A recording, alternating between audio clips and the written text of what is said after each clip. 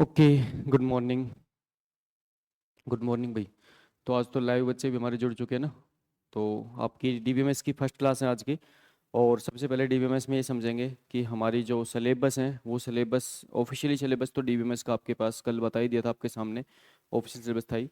तो देखो जो ऑफिशियल सिलेबस जिस भी पार्ट का रहेगा उस पार्ट में बहुत normal normal basic basic point दे रखे हैं। ठीक है, जैसे ऑफिशियल सिलेबस की बात करोगे तो उसमें 4-5 पॉइंट मेंशन कर रखे हैं और 4-5 पॉइंट मेंशन करके और सिलेबस बना रखा है पूरा। लेकिन हमें मेनली करना क्या है कि जैसे अगर डीबीएमएस की सिलेबस बात करूँ तो मैं आपको ऑफिशियल सिलेबस एक बार आपको दिखा भी देता हूँ। जैसे कल की क्लास की हम बात कर रहे थे तो हमारा जो ऑफिशियल सिलेबस था उस ऑफिशियल सिलेबस को दिखा देता हूँ आपको।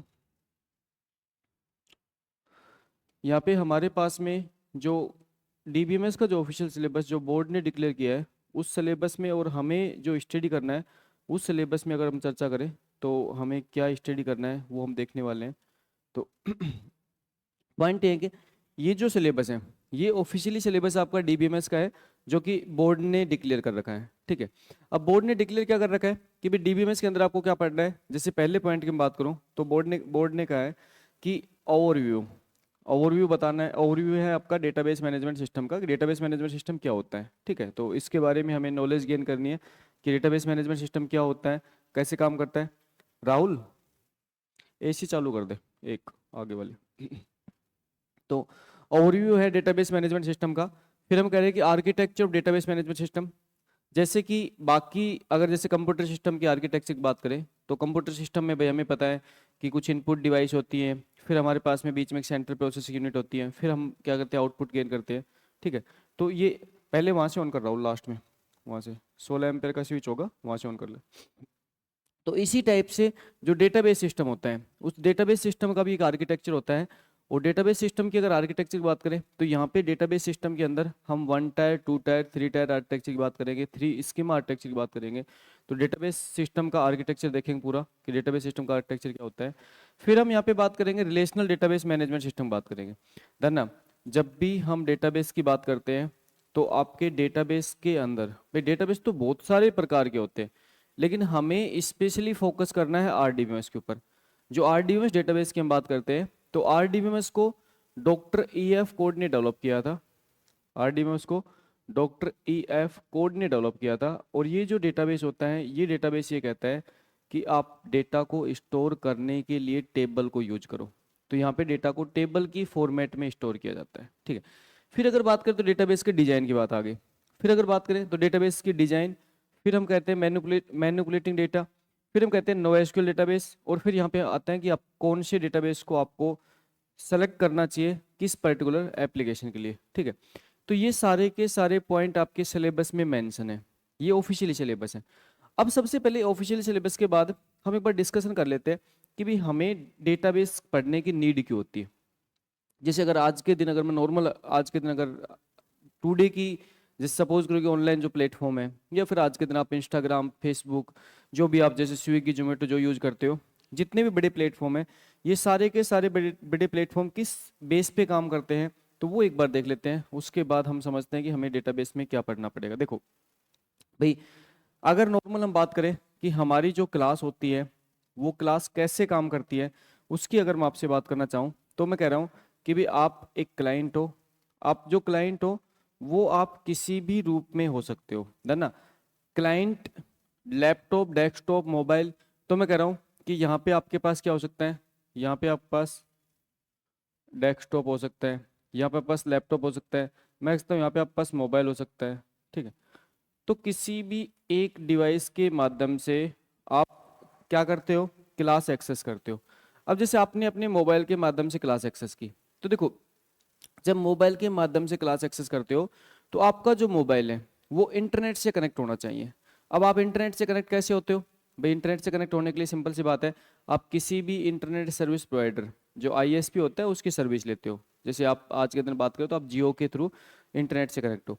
अब जब जियो के थ्रू आप इंटरनेट से कनेक्ट होते हो तो पॉइंट ये है कि जियो आपको दुनिया के उस नेटवर्क से जोड़ देता है जिससे बाकी सभी लोग भी जुड़े हुए हैं।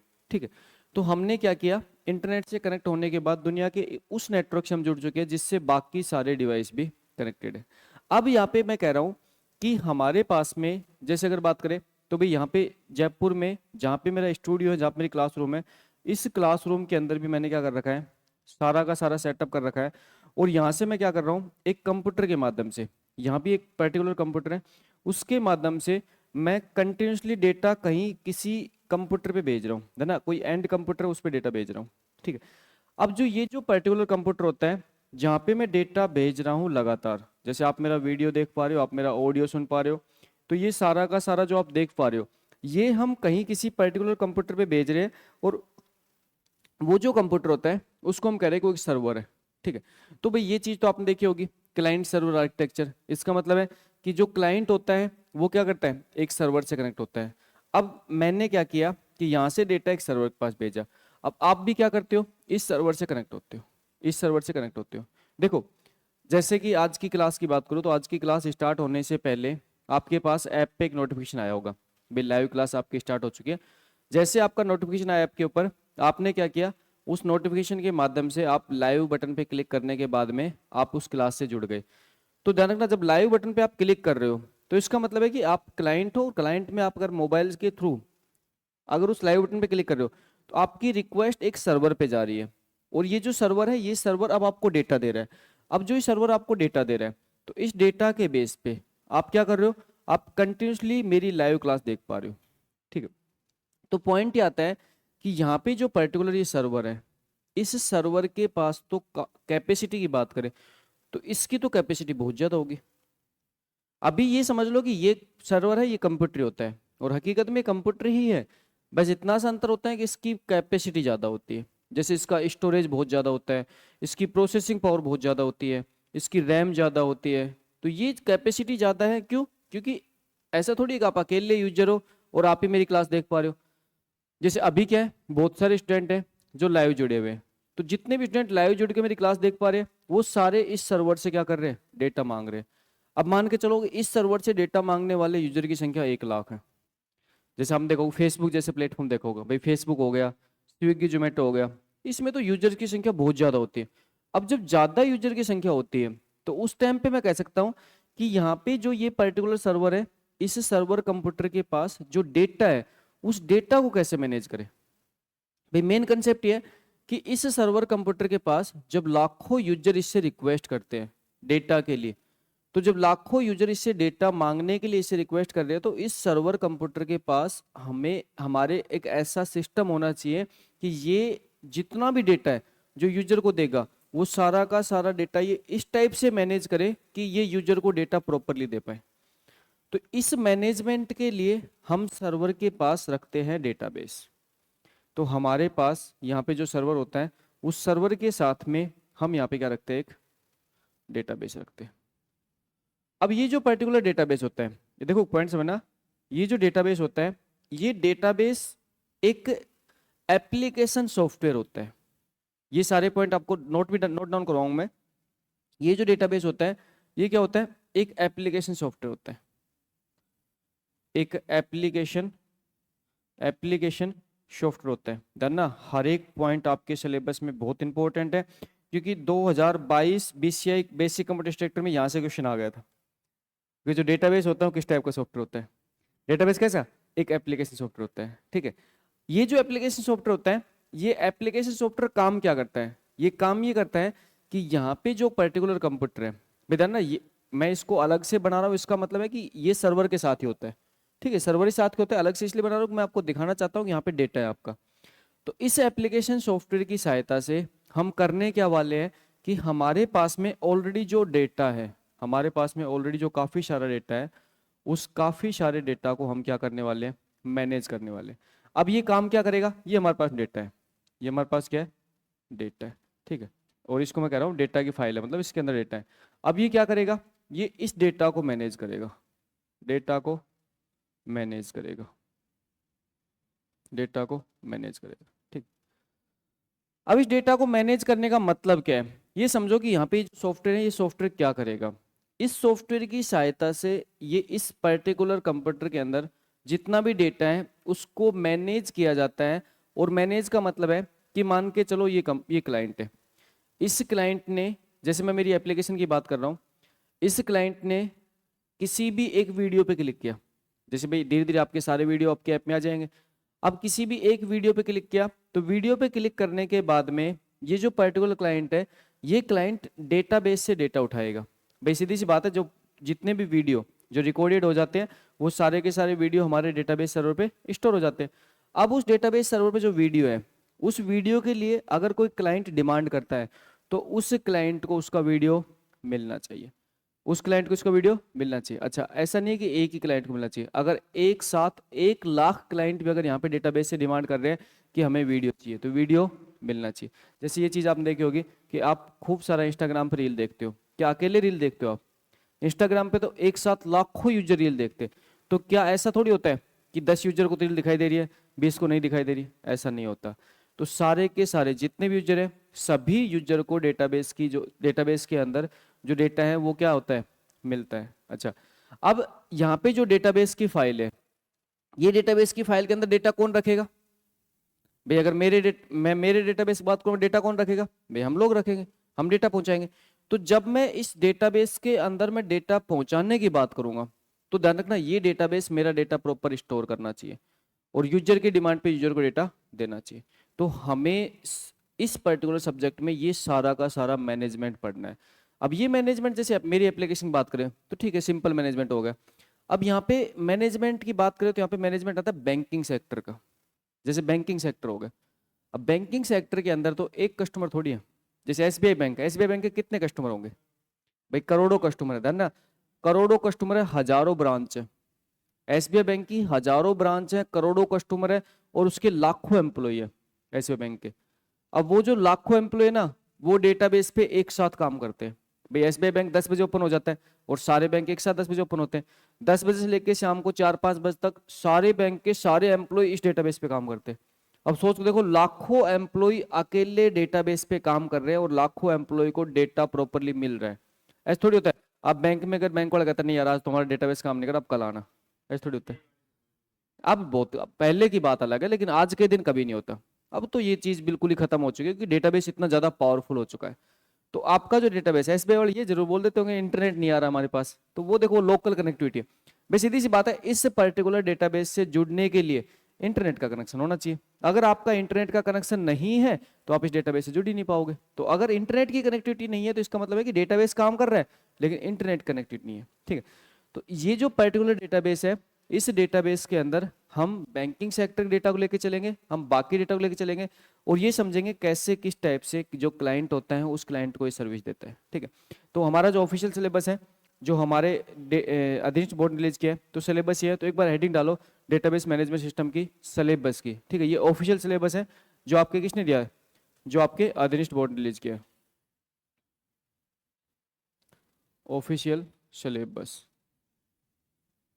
ना ये जो बैच है ये आपका फाउंडेशन बैच है। फाउंडेशन बैच में जो आपको तैयारी करवाई जाएगी वो सच में आपको इतनी शानदार तरीके से करवाई जाएगी।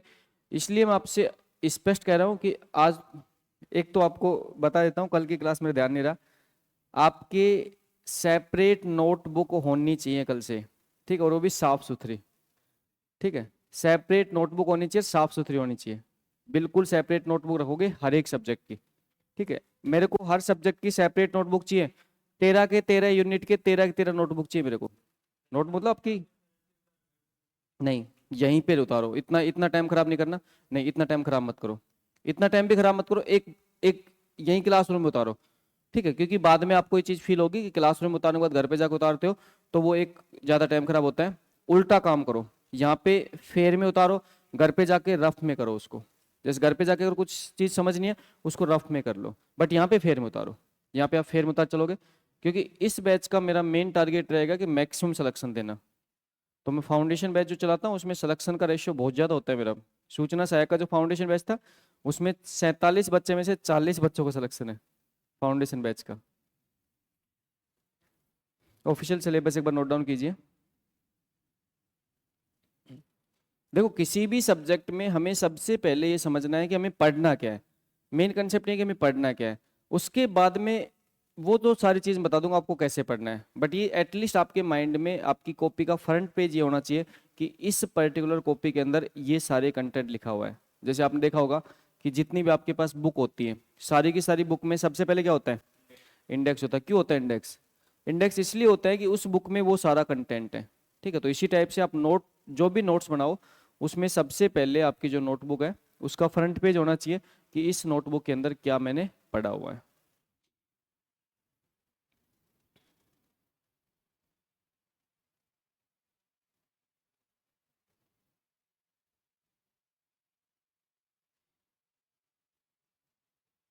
राहुल फैन तो बंद कर दे, वाला एसी चल के फैन बंद कर दे।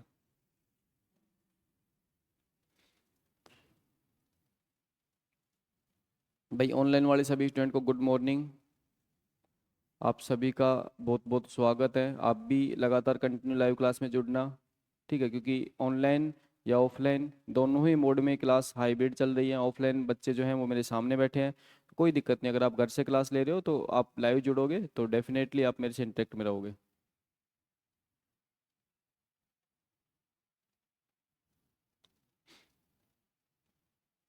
आप सभी की व्यवस्था होगी भाई, रहने वगैरह सब होगी प्रॉपर? सारे स्टूडेंट की प्रॉपर हो गया ना रहने वगैरह का सारा? मतलब यहाँ पे एडजस्ट हो गया रहने का? ठीक है।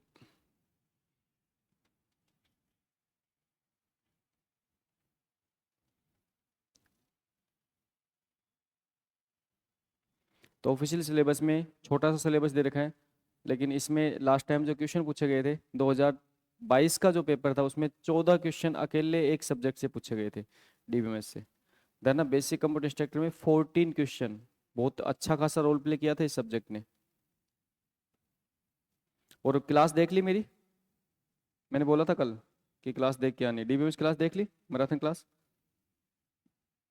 जितने भी ऑनलाइन ऑफलाइन स्टूडेंट हैं वो मेरी मैराथन क्लास देखोगे। अगर अभी नहीं देखी है तो कल परसों तरसों, मतलब 19 20 21 3 दिन ऑफ आ रहा है आपका। ठीक है, कल इलेक्शन है जयपुर में तो ऑफ करना पड़ेगा कोचिंग। हाँ कल ऑफ करना पड़ेगा, कोचिंग नहीं खोल सकते, इलेक्शन है। तो कल इलेक्शन की वजह से ऑफ करना पड़ेगा, पर सैटरडे संडे आपका जो होता है वो ऑफ ही होता है। तो इसलिए सर अब आपको 3 दिन यही टास्क दे रहा हूँ कि सुनील सैनी सर की, तो आपको करना क्या है 3 दिन के अंदर कि सुनील सैनी सर की जो एमएस ऑफिस की है वो क्लास पूरी देख के आओगे। ठीक है। मेरी क्लास कौन सी देखोगे? डीबीएमएस की। डीबीएमएस की देखोगे, नेटवर्क की देखो, क्योंकि नेटवर्क में स्टार्ट करूंगा। ठीक है। तो मेरी डीबीएमएस और नेटवर्क दोनों देखोगे। सुनील सैनी सर कौन सी देखोगे? MS office. तो आपको 3 दिन की छुट्टियों में यही काम करना है, और जरूरी नहीं है क्लास को एक बार देखो। क्लास को अगर एक बार देखने के बाद आपको आपको लगता है कि मुझे और देखनी चाहिए, दोबारा देख लो उसको। ठीक है। और वो क्लास है उसको फॉरवर्ड करके मत देखना, मतलब उसको 1x पे देखना, 1.5 और 2x पे मत देखना, क्योंकि समझना उस क्लास को, क्योंकि वहां से आपके माइंड में इस सब्जेक्ट की इमेज कैप्चर हो जाएगी भाई, इस पूरे सब्जेक्ट में क्या पढ़ना है। तो वो एक अच्छा आइडिया होता है कि इमेज कैप्चर हो जाती है। ठीक है। तो ये तो क्या है, ऑफिशियल सिलेबस है जो बोर्ड ने रिलीज किया है। अब सिलेबस लिखो जो हम पढ़ेंगे। अब लिखो जो हम पढ़ेंगे, तो उसको हम कहते हैं कोर्स कंटेंट। Course content. ठीक है। तो ये जो सिलेबस है इसका मतलब है कि ये आपका कोर्स कंटेंट है जो आपको स्टडी करवाया जाएगा। ठीक है। जो आपको पढ़ाया जाएगा। ठीक है। तो मेरे साथ साथ आप कोर्स कंटेंट लिखते रहो। ठीक है। तो सबसे पहले पढ़ेंगे इंट्रोडक्शन टू डीबीएमएस। पहला पॉइंट हम पढ़ेंगे इंट्रोडक्शन। पहला पॉइंट पढ़ेंगे इंट्रोडक्शन टू डीबीएमएस। आपके डेटाबेस मैनेजमेंट सिस्टम का इंट्रोडक्शन पढ़ेंगे। और डेटाबेस मैनेजमेंट सिस्टम का इंट्रोडक्शन मतलब है कि यहाँ पे जो आपको पहले सिलेबस में गिवन था, ओवरव्यू था, उसी को मैं कह रहा हूँ कि यहाँ पे इंट्रोडक्शन पढ़ेंगे। तो बेसिक इंट्रोडक्शन पढ़ेंगे। अच्छा, अब बेसिक इंट्रोडक्शन के बाद यहाँ पे हम पढ़ेंगे कि भी आपका डेटा क्या होता है। देखो छोटे छोटे टर्म्स पढ़ेंगे कि व्हाट इज डेटा, जैसे मैंने आपके सामने अभी यूज किया काफी बार कि डेटा। तो डेटा क्या होता है, फिर उसके बाद हम देखेंगे कि डेटाबेस क्या होता है। भाई डेटा क्या होता है, डेटा के साथ क्या डेटाबेस क्या होता है, और फिर हम देखेंगे कि डीबीएमएस क्या होता है। डीबीएमएस मतलब, अगर डीबीएमएस की फुल फॉर्म बात करो, डीबीएमएस फुल फॉर्म क्या होती है? Database management system. तो यहाँ पे हम देखेंगे कि हमारा डेटा क्या होता है, डेटाबेस क्या होता है, डेटाबेस क्या होता है, फिर डीबीएमएस क्या होता है, डेटाबेस मैनेजमेंट सिस्टम। ठीक है ना? यहाँ पे होता है ना सिस्टम, तो है ना सिस्टम के रूप में हम दो चीज पढ़ेंगे, साइड भी पढ़ेंगे। ठीक है। तो यहाँ पे डेटाबेस मैनेजमेंट सिस्टम, इसका मतलब डेटाबेस को मैनेज करने वाला सिस्टम। और साइड में क्या, साइड का मतलब क्या, सिस्टम एंड से डिजाइन। इसका मतलब पूरे के पूरे जितने भी आपके गवर्नमेंट ऑर्गेनाइजेशन है, प्राइवेट ऑर्गेनाइजेशन, आपका कंप्यूटर सिस्टम है, इन सबको मैनेज करने वाला सिस्टम। अच्छा, उसके बाद नेक्स्ट पढ़ेंगे डेटा। उसके बाद नेक्स्ट देखेंगे डेटा क्या होता है, इंफॉर्मेशन क्या होती है, डेटा क्या होता है, इंफॉर्मेशन क्या होती है, और नॉलेज क्या होती है। डेटा क्या होता है, इन्फॉर्मेशन क्या होती है और नॉलेज क्या होती है। ठीक है, ना 2000 2018 के अंदर 2018 के अंदर जो सूचना सहायक का पेपर हुआ था उसमें यहीं से डायरेक्टली क्वेश्चन पूछ लिया था। ठीक, डेटा इन्फॉर्मेशन नॉलेज, इसी से क्वेश्चन पूछ लिया था। तो आपको पढ़ना है डेटा क्या होता है, इन्फॉर्मेशन क्या होती है, नॉलेज क्या होती है। ठीक है, तो डेटा इन्फॉर्मेशन नॉलेज। अच्छा, उसके बाद देखेंगे कि भी जो आप बार बार कह रहे हो डेटा, तो डेटा को रिप्रेजेंट करने के लिए यूनिट कौन कौन सी होती है। तो हम देखेंगे रिप्रेजेंटेशन, हम देखेंगे रिप्रेजेंटेशन ऑफ डेटा। डेटा को रिप्रेजेंट करने के लिए कौन कौन सी यूनिट होती है। अब देखो डेटा को रिप्रेजेंट करने के लिए जैसे सबसे स्मॉलेस्ट यूनिट की बात करूं तो भाई सबसे स्मॉलेस्ट यूनिट कौन सी होती है, बिट होती है। फिर कौन सी होती है, ना बाइट या करेक्टर। फिर हम बात करेंगे बाइट की बात करेंगे या बात करेंगे किसकी, करेक्टर की बात करेंगे। सबसे छोटी यूनिट होती है डेटा को रिप्रेजेंट करने की, बिट। फिर हम बात करेंगे बाइट या करेक्टर की बात करेंगे। फिर हम बात करेंगे, फिर हम बात करेंगे किसकी, फील्ड की। फिर बात करेंगे फील्ड की। फिर फील्ड के बाद क्या होता है आपका, रिकॉर्ड। फील्ड के बाद क्या होता है आपके, रिकॉर्ड होते हैं। फील्ड के बाद क्या होते हैं आपके, रिकॉर्ड होते हैं। और रिकॉर्ड के बाद क्या होते हैं आपकी, फाइल। रिकॉर्ड के बाद फाइल होती है। फाइल के बाद क्या होता है आपका, डेटाबेस। क्या होता है आपका, डेटाबेस। इधर ना इस पे क्वेश्चन आया हुआ है, ये जो सीक्वेंस लिखवा रहा हूँ इस सीक्वेंस में क्वेश्चन आया हुआ है कि डेटा की रिप्रेजेंट करने की स्मॉलेस्ट से लार्जेस्ट यूनिट कौन सी है। तो इसी पे डायरेक्ट क्वेश्चन आ गया था, डेटा को रिप्रेजेंट करने की स्मॉलेस्ट से लार्जेस्ट यूनिट कौन सी है। तो इसी पे डायरेक्ट क्वेश्चन आ गया था। तो हम कह सकते हैं कि bit, byte, field, record, file और डेटाबेस, तो ये डेटा को रिप्रेजेंट करने की यूनिट होती है। ठीक है, अच्छा, उसके बाद जैसे आपका सिलेबस था ना कि डेटाबेस आर्किटेक्चर, तो हम बात करेंगे इसकी डेटाबेस आर्किटेक्चर की बात करेंगे। डेटाबेस आर्किटेक्चर की बात करते हैं ना, आपके सिलेबस के अकॉर्डिंग ही मैं सारे पॉइंट लिखवा रहा हूँ। बस इतना सा है कि उन सारे पॉइंट को मैं ओपन करके लिखवा रहा हूँ। ठीक है, जैसे पहला आपका पॉइंट क्या था, पहला आपका सिलेबस में पॉइंट था ओवरव्यू ऑफ डेटाबेस। ठीक है, डेटाबेस का ओवरव्यू था। तो डेटाबेस के ओवरव्यू के अंदर हम इतने सारे पॉइंट पढ़ेंगे, डेटाबेस के ओवरव्यू में इतने सारे पॉइंट पढ़ेंगे। ठीक है, तो ये डेटाबेस का ओवरव्यू पार्ट हो गया। उसके बाद अगला पार्ट आता है डेटाबेस की आर्किटेक्चर का था। ठीक है, आर्किटेक्चर था। अब आर्किटेक्चर में क्या पढ़ोगे आप, देखो आर्किटेक्चर में पढ़ेंगे 1 टायर, 2 टायर, 3 टायर। एक तो पढ़ेंगे डेटाबेस का 1 टायर आर्किटेक्चर, एक पढ़ेंगे क्या डेटाबेस का 2 टायर आर्किटेक्चर, एक पढ़ेंगे डेटाबेस का क्या 3 टायर आर्किटेक्चर। ये 3 टायर, 3 टाइप के आर्किटेक्चर पढ़ेंगे। अच्छा, उसके अलावा देखो 1 टायर, 2 टायर, 3 टायर आर्किटेक्चर के अलावा यहाँ पे हम एक पढ़ेंगे 3 स्कीमा आर्किटेक्चर। एक इंपॉर्टेंट कंसेप्ट आता है जिसको मैं बात करता हूँ यहाँ पे, 3 स्कीमा आर्किटेक्चर। 3 schema architecture. ठीक है, तो आपके डेटाबेस में आप एक क्या पढ़ोगे, 3 स्कीमा आर्किटेक्चर। और साथ में यहाँ पे हम पढ़ेंगे डेटा इंडिपेंडेंस, एक पढ़ेंगे हम डेटा इंडिपेंडेंस, 3 स्कीमा आर्किटेक्चर, और एक पढ़ेंगे डेटा इंडिपेंडेंस। ठीक है, तो साथ के साथ नोट डाउन करते रहो आप। भाई ऑनलाइन वाले स्टूडेंट है वो भी साथ के साथ नोट डाउन करेंगे ना, सिलेबस एक बार साथ साथ नोट डाउन करो। यहाँ पे कोर्स कंटेंट बता रहा हूँ आपको कि ये आपको पढ़ना है, ये आपको स्टडी करना है, ये आपका कोर्स कंटेंट है, आपको स्टडी करना है। ठीक है,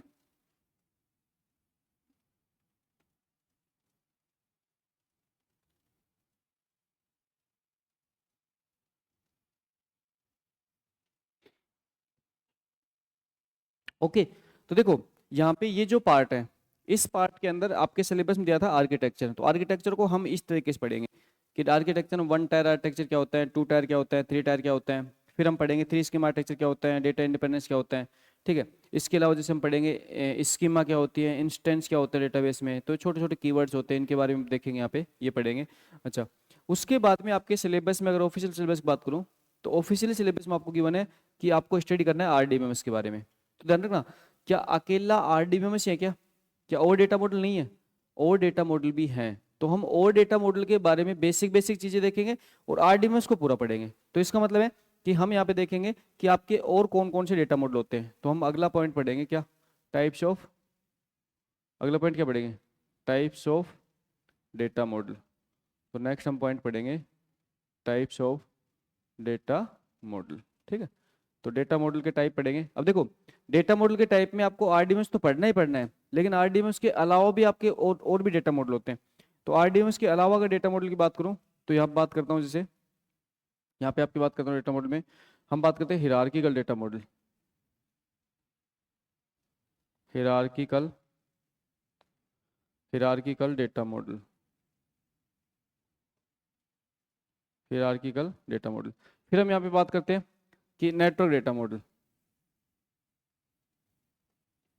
नेटवर्क डेटा मॉडल, भाई हिरार्किकल डेटा मॉडल क्या होता है, नेटवर्क डेटा मॉडल क्या होता है। फिर हम बात करते हैं रिलेशनल डेटा मॉडल। किसकी बात करते हैं, हम बात करते हैं रिलेशनल डेटा मॉडल। हम यहाँ बात करेंगे रिलेशनल डेटा मॉडल। धरना रिलेशनल डेटा मॉडल को ही मैं क्या कर रहा हूँ, क्या कर रहा हूँ, आरडीएमएस। तो रिलेशनल डेटा मॉडल को ही मैं क्या कर रहा हूँ, आरडीएमएस। तो आपके सिलेबस में मेंशन है। फिर हम बात करेंगे ईआर डेटा मॉडल। किसकी बात करेंगे, ईआर डेटा मॉडल, ठीक। और फिर हम यहाँ पे बात करेंगे आपके एक सिलेबस में आपको क्या दे रखा है, किसके बारे में, नो एसक्यूएल। तो हम बात करेंगे किसके, नो एसक्यूएल डेटाबेस की बात करेंगे। धरना ये सारे के सारे डेटा मॉडल हमें बेसिक बेसिक देखना है सबके बारे में, लेकिन हमें मेन स्टडी किसकी करनी है, आरडीएमएस। धरना ये हमारे सिलेबस में, ये हमारे सिलेबस में, इसको हमें पूरा पढ़ना है। इसका मतलब इसकी बात करें तो इसका मैं कह सकता हूँ कि यहाँ पे हम बात करते हैं किसकी, यहाँ हम बात करते हैं किसकी, रिलेशन की बात करते हैं। और यहाँ पे रिलेशन का मतलब होता है क्या, टेबल। रिलेशन तो क्या होता है, टेबल। तो यहाँ पे हम कह सकते हैं कि डेटा को स्टोर करने के लिए हमारे पास में जो स्ट्रक्चर होगा वो स्ट्रक्चर क्या होगा, टेबल होगा, ठीक है। तो यहाँ पे डेटा को स्टोर करने के लिए हमारे पास जो स्ट्रक्चर होगा वो स्ट्रक्चर हमारे पास क्या होगा, टेबल होगा, ठीक है।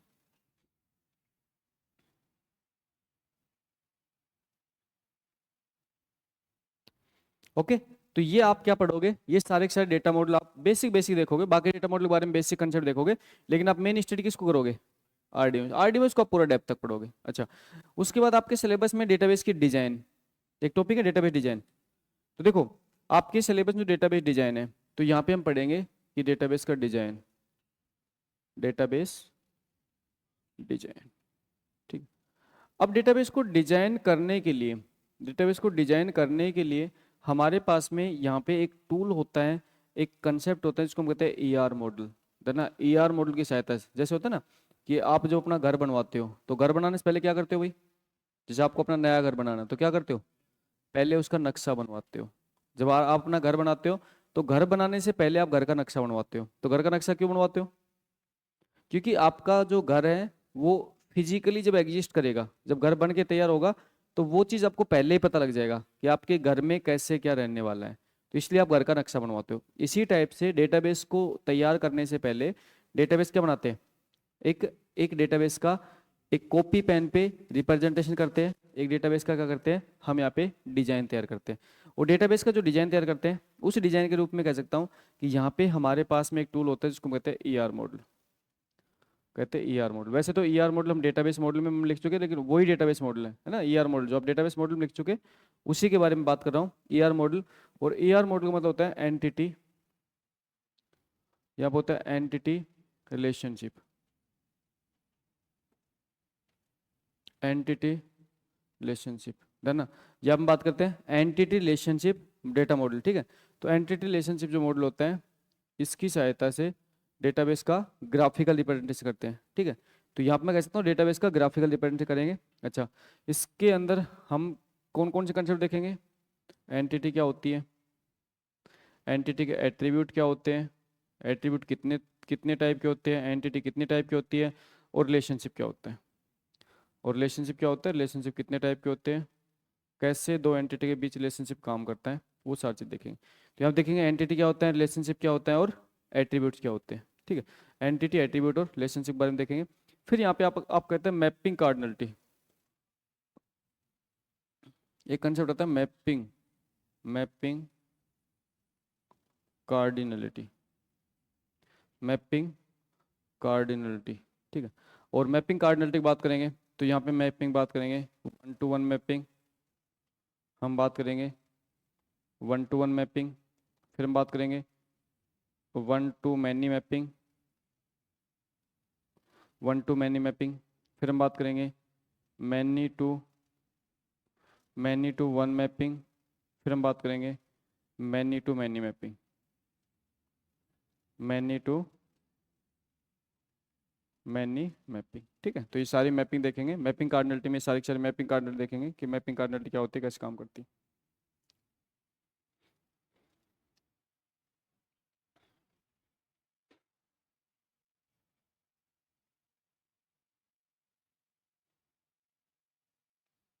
ठीक है, तो यहाँ पे ये जो कंसेप्ट है, इस कंसेप्ट रूप में कह रहा हूँ कि हमारा डेटाबेस का जो डिजाइन है। अब डेटाबेस का डिजाइन की अगर बात करें तो हम कहते हैं कि डेटाबेस का ग्राफिकल रिप्रेजेंटेशन, या हम बात करते हैं इसकी डेटाबेस का डेटाबेस के database graphical database graphical graphical representation, database का ग्राफिकल रिप्रेजेंटेशन। ठीक है, तो डेटाबेस का ग्राफिकल रिप्रेजेंटेशन मतलब होता है, जैसे आप अपने घर का नक्शा बनवाते हो तो घर का नक्शा कैसे बनता है भाई, आपके प्रिंट तो लेके आते हो आप, इसका मतलब कागज पे तो बनते हैं। तो आपका जो घर रियल में आपका घर बनेगा उसको सबसे पहले आप कागज पे ड्रॉ करके देख लेते हो, वो आपका घर का नक्शा। इसी टाइप से डेटाबेस को बनाने से पहले डेटाबेस को भी ड्रॉ करके देखते हैं। ठीक है, तो डेटाबेस को बनाने से पहले डेटाबेस का जो जो मैप बनता है पूरा, वो क्या कहलाता है, डेटाबेस का डिजाइन। उसके बाद देखो नेक्स्ट हमारे पास में हम मूव कर जाएंगे आरडीबीएमएस के ऊपर। अब हम सारे के सारे कंसेप्ट आरडीएमएस पढ़ेंगे, क्योंकि आरडीएमएस आपके सब्जेक्ट में मेन इंपॉर्टेंट रोल प्ले करता है, और आरडीएमएस के ऊपर ही लास्ट आपका जो पेपर हुआ था उसमें आरडीएमएस के ऊपर ही सारे क्वेश्चन आए थे, सारे के सारे क्वेश्चन आरडीएमएस के ऊपर आए थे। इसका मतलब है कि अब हम यहाँ पे मेन जो पॉइंट, अब हमारा अगला जो पॉइंट आएगा उस पॉइंट की बात करेंगे हम, रिलेशनल डेटाबेस की। अब हम यहाँ पे रिलेशनल डेटाबेस की बात करेंगे। अब यहाँ पे हम क्या करेंगे, रिलेशनल डेटाबेस की बात करेंगे। पॉइंट समझना कि रिलेशनल डेटाबेस के अंदर यहाँ पे हम स्टडी क्या क्या करेंगे, वो स्टडी के अंदर सबसे पहले स्टार्ट करेंगे रिलेशनल डेटाबेस में स्टडी में की ना, कीज के कंसेप्ट देखेंगे। ठीक है, लास्ट टाइम की के कंसेप्ट से आपके एक कंसेप्ट से आपके 4 क्वेश्चन आ गए थे। ठीक, की कंसेप्ट है। तो देखो की के कंसेप्ट बात करें तो सबसे पहले यहाँ पे की के कंसेप्ट रूप में स्टडी करेंगे, की के कंसेप्ट रूप में स्टडी करेंगे। सबसे पहले देखेंगे भाई कैंडिडेट की क्या होती है, सबसे पहले देखेंगे कैंडिडेट की क्या होती है। ठीक है, पहले की देखेंगे कि हमारे पास में जैसे की जो है उसमें सबसे पहले देखेंगे कैंडिडेट की क्या होती है। उसके बाद नेक्स्ट देखेंगे प्राइमरी की क्या होती है, कैंडिडेट की बात देखेंगे कि प्राइमरी क्या क्या होती है, प्राइमरी की क्या होती है, कैंडिडेट की क्या होती है। उसके बाद नेक्स्ट यहाँ पे देखने वाले हैं कि प्राइमरी की क्या होती है। फिर हम यहाँ पे देखने वाले हैं कि प्राइमरी की के बाद सेकेंडरी की क्या होती है, सेकेंडरी की क्या होती है। ठीक है, फिर हम यहाँ पे देखने वाले हैं कि सुपर की क्या होती है, हम यहाँ पे देखने वाले सुपर की क्या होती है। फिर हम देखने वाले हैं कि फॉरेन की क्या होती है, ये हम देखने वाले हैं कि फॉरेन की क्या होती है। फिर हम देखने वाले हैं कि प्राइम एट्रीब्यूट क्या होते हैं, प्राइम एट्रीब्यूट क्या होते हैं। और फिर हम यहाँ पे देखने वाले हैं कि नॉन प्राइम एट्रीब्यूट क्या होते हैं, हमारे पास में प्राइम एट्रीब्यूट क्या होते हैं, और फिर यहाँ पे हम देखने वाले हैं कि नॉन प्राइम एट्रीब्यूट क्या होते हैं। ठीक है, प्राइम एट्रीब्यूट क्या होते हैं और फिर देखने वाले नॉन प्राइम एट्रीब्यूट क्या होते हैं। ओके, तो रिलेशनल डेटाबेस को ही मैं आगे फर्दर बता रहा हूँ, रिलेशनल डेटाबेस में पढ़ेंगे। फिर उसके बाद में यहाँ पे एक कंसेप्ट आता है जिसको हम कहते हैं नॉर्मलाइजेशन और नॉर्म फॉर्म। हम कहते हैं नॉर्मलाइजेशन, हम यहाँ बात करते हैं नॉर्मलाइजेशन की बात करते हैं, normalisation and normal form, normalisation and normal form की बात करते हैं। ठीक है, तो यहाँ पे हम आगे स्टडी किस करेंगे, आगे स्टडी करेंगे नॉर्मलाइजेशन और नॉर्मल फॉर्म की स्टडी करेंगे। ठीक है, अच्छा नॉर्मलाइजेशन और नॉर्मल फॉर्म में स्टडी क्या क्या करेंगे, समझो देखो यहाँ पे नॉर्मलाइजेशन नॉर्मल फॉर्म में क्या क्या स्टडी करने वाले हैं। तो सबसे पहले तो नॉर्मलाइजेशन नॉर्मल फॉर्म में स्टडी करेंगे, एक होता है एनामलीज, तो आपकी स्टडी करेंगे तो एनामलीज, एनामलीज 3 टाइप के एनामल्स होती है, इंसर्ट अपडेट और delete, insert update, insert update delete. ठीक है, 3 टाइप की एनामलीज होती है, इंसर्ट अपडेट डिलीट। तो एनामलीज के बारे में पढ़ेंगे कि एनामलीज क्या होती है। ठीक है, फिर उसके साथ यहाँ पे देखेंगे कि फंक्शन डिपेंडेंस क्या होती है, यहाँ पे देखेंगे कि आपकी आपके फंक्शनल डिपेंडेंसी क्या होती है, यहाँ पे देखेंगे कि फंक्शन डिपेंडेंसी क्या होती है। ठीक है, तो फंक्शन डिपेंडेंसी की बात करेंगे। फिर यहाँ पे देखेंगे कि हमारे पास में नॉर्मल फॉर्म का कंसेप्ट होता है, नॉर्मल फॉर्म क्या होते हैं, फिर देखेंगे कि नॉर्मल फॉर्म क्या होते हैं, ठीक है। और नॉर्मल फॉर्म की बात करें तो यहाँ पे हम देखेंगे फर्स्ट नॉर्मल फॉर्म, इसका मतलब 1NF। फिर हम बात करेंगे किसकी, 2NF की। फिर हम बात करेंगे किसकी, 3NF की। फिर आप बेसिक कंसेप्ट देखेंगे किसका, BCNF का। किसका देखेंगे, BCNF का, ठीक है। तो यहाँ पे ये सारा का सारा किसके रूप में पढ़ेंगे, ये हम नॉर्मल फॉर्म या नॉर्मलाइजेशन या नॉर्मल फॉर्म के रूप में ये पढ़ेंगे सारा।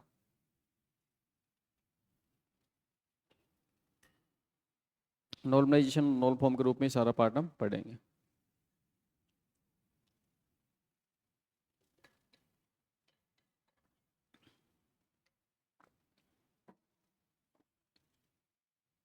ऑनलाइन वाले जितने भी स्टूडेंट जुड़े हुए हैं तो एक बार आप कमेंट्स करके मुझे बताइए कि आपके सामने वीडियो क्वालिटी, ऑडियो क्वालिटी, साथ में आपको मतलब जो कंटेंट आपको दिया जा रहा है, जो आपको बोर्ड पे लिखा जा रहा है, उसमें आपको कितना क्या परफेक्शन लग रहा है। तो एक बार अगर आपको हर चीज़ परफेक्ट लग रही है तो ऑनलाइन वाले स्टूडेंट मुझे डन जरूर कर दीजिए। जितने भी स्टूडेंट जुड़े हुए हैं तो एक बार डन करो, जिससे कि मैं समझ पाऊंगा कि आप सभी एक्टिव मोड पे लाइव जुड़े हुए हैं।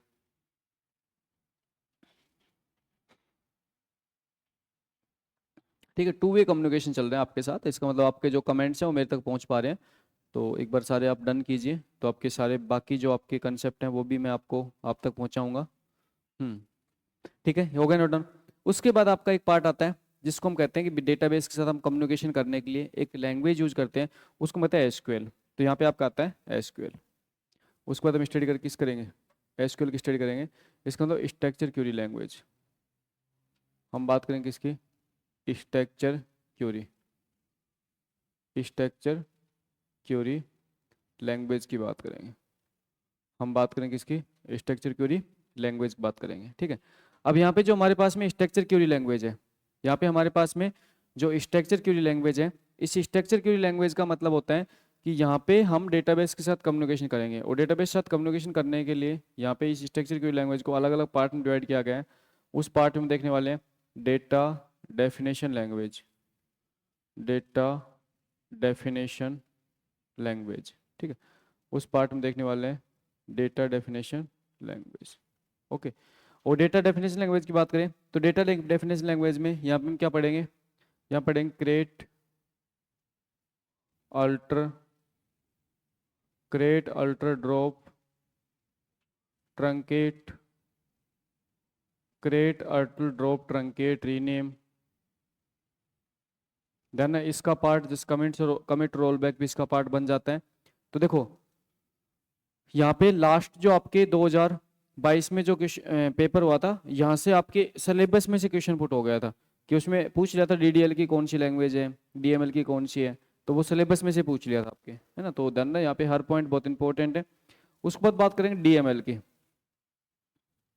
किसकी बात करेंगे, DML मतलब क्या होता है भाई, data manipulation, data manipulation, data manipulation language, ठीक है। तो हम बात करेंगे इसकी डेटा मैनिपुलेशन लैंग्वेज की बात करेंगे। और डेटा मैनिपुलेशन लैंग्वेज की बात करते हैं तो यहाँ पे हम बात करते हैं इंसर्ट अपडेट डिलीट। ये बात करते हैं किसकी, insert update, insert update delete, ठीक है। इंसर्ट डिलीट साथ में यहाँ पे सेलेक्ट भी यहीं पढ़ेंगे है ना, सेलेक्ट जो कमांड होती है वो भी हम यहीं पढ़ेंगे, ठीक है। फिर हम बात करते हैं इसकी DCL की। DCL तो क्या, data control language, data control language, ठीक, डेटा कंट्रोल लैंग्वेज, ठीक है। और डेटा कंट्रोल लैंग्वेज के रूप में पढ़ेंगे यहाँ पे, एक तो आपका होता है ग्रांट, एक तो आपका कमांड कौन सी होती है, ग्रांट, और एक कौन सी होती है, रिवोक, ग्रांट और रिवोक। फिर हम बात करेंगे किसकी, TCL की, मतलब क्या, ट्रांजैक्शन। ये हम बात करते हैं किसकी, ट्रांजैक्शन कंट्रोल लैंग्वेज। TCL मतलब क्या, ट्रांजैक्शन कंट्रोल लैंग्वेज, ठीक है। तो ट्रांजैक्शन कंट्रोल लैंग्वेज की बात करेंगे, और ट्रांजैक्शन कंट्रोल लैंग्वेज ग्रुप में क्या पढ़ेंगे, commit, roll back, commit roll back, और क्या, save point, commit roll back, और क्या, सेव पॉइंट। हम्म, देखो ध्यान रखना यहाँ पे जो आपका लास्ट जो आपका एग्जाम हुआ था, तो सिलेबस में से आपके 2 क्वेश्चन आ गए थे। जो मैं सिलेबस लिखवा रहा हूँ इसमें से आपके 2 क्वेश्चन पुट हो गए थे लास्ट जो एग्जाम हुआ था उसमें। ठीक है, सिलेबस में आपके 2-3 पन्ने भर गए होंगे हैं। तो इन 2-3 पन्ने से आप घबराओ मत, ऐसा कुछ नहीं है, समझोगे तो बहुत आसान चीज़ है। तो यहाँ पे हमारे पास में एसक्यूएल के रूप में हम इतनी सारी अलग अलग लैंग्वेज में सारे के सारे कंसेप्ट को हम स्टडी करेंगे।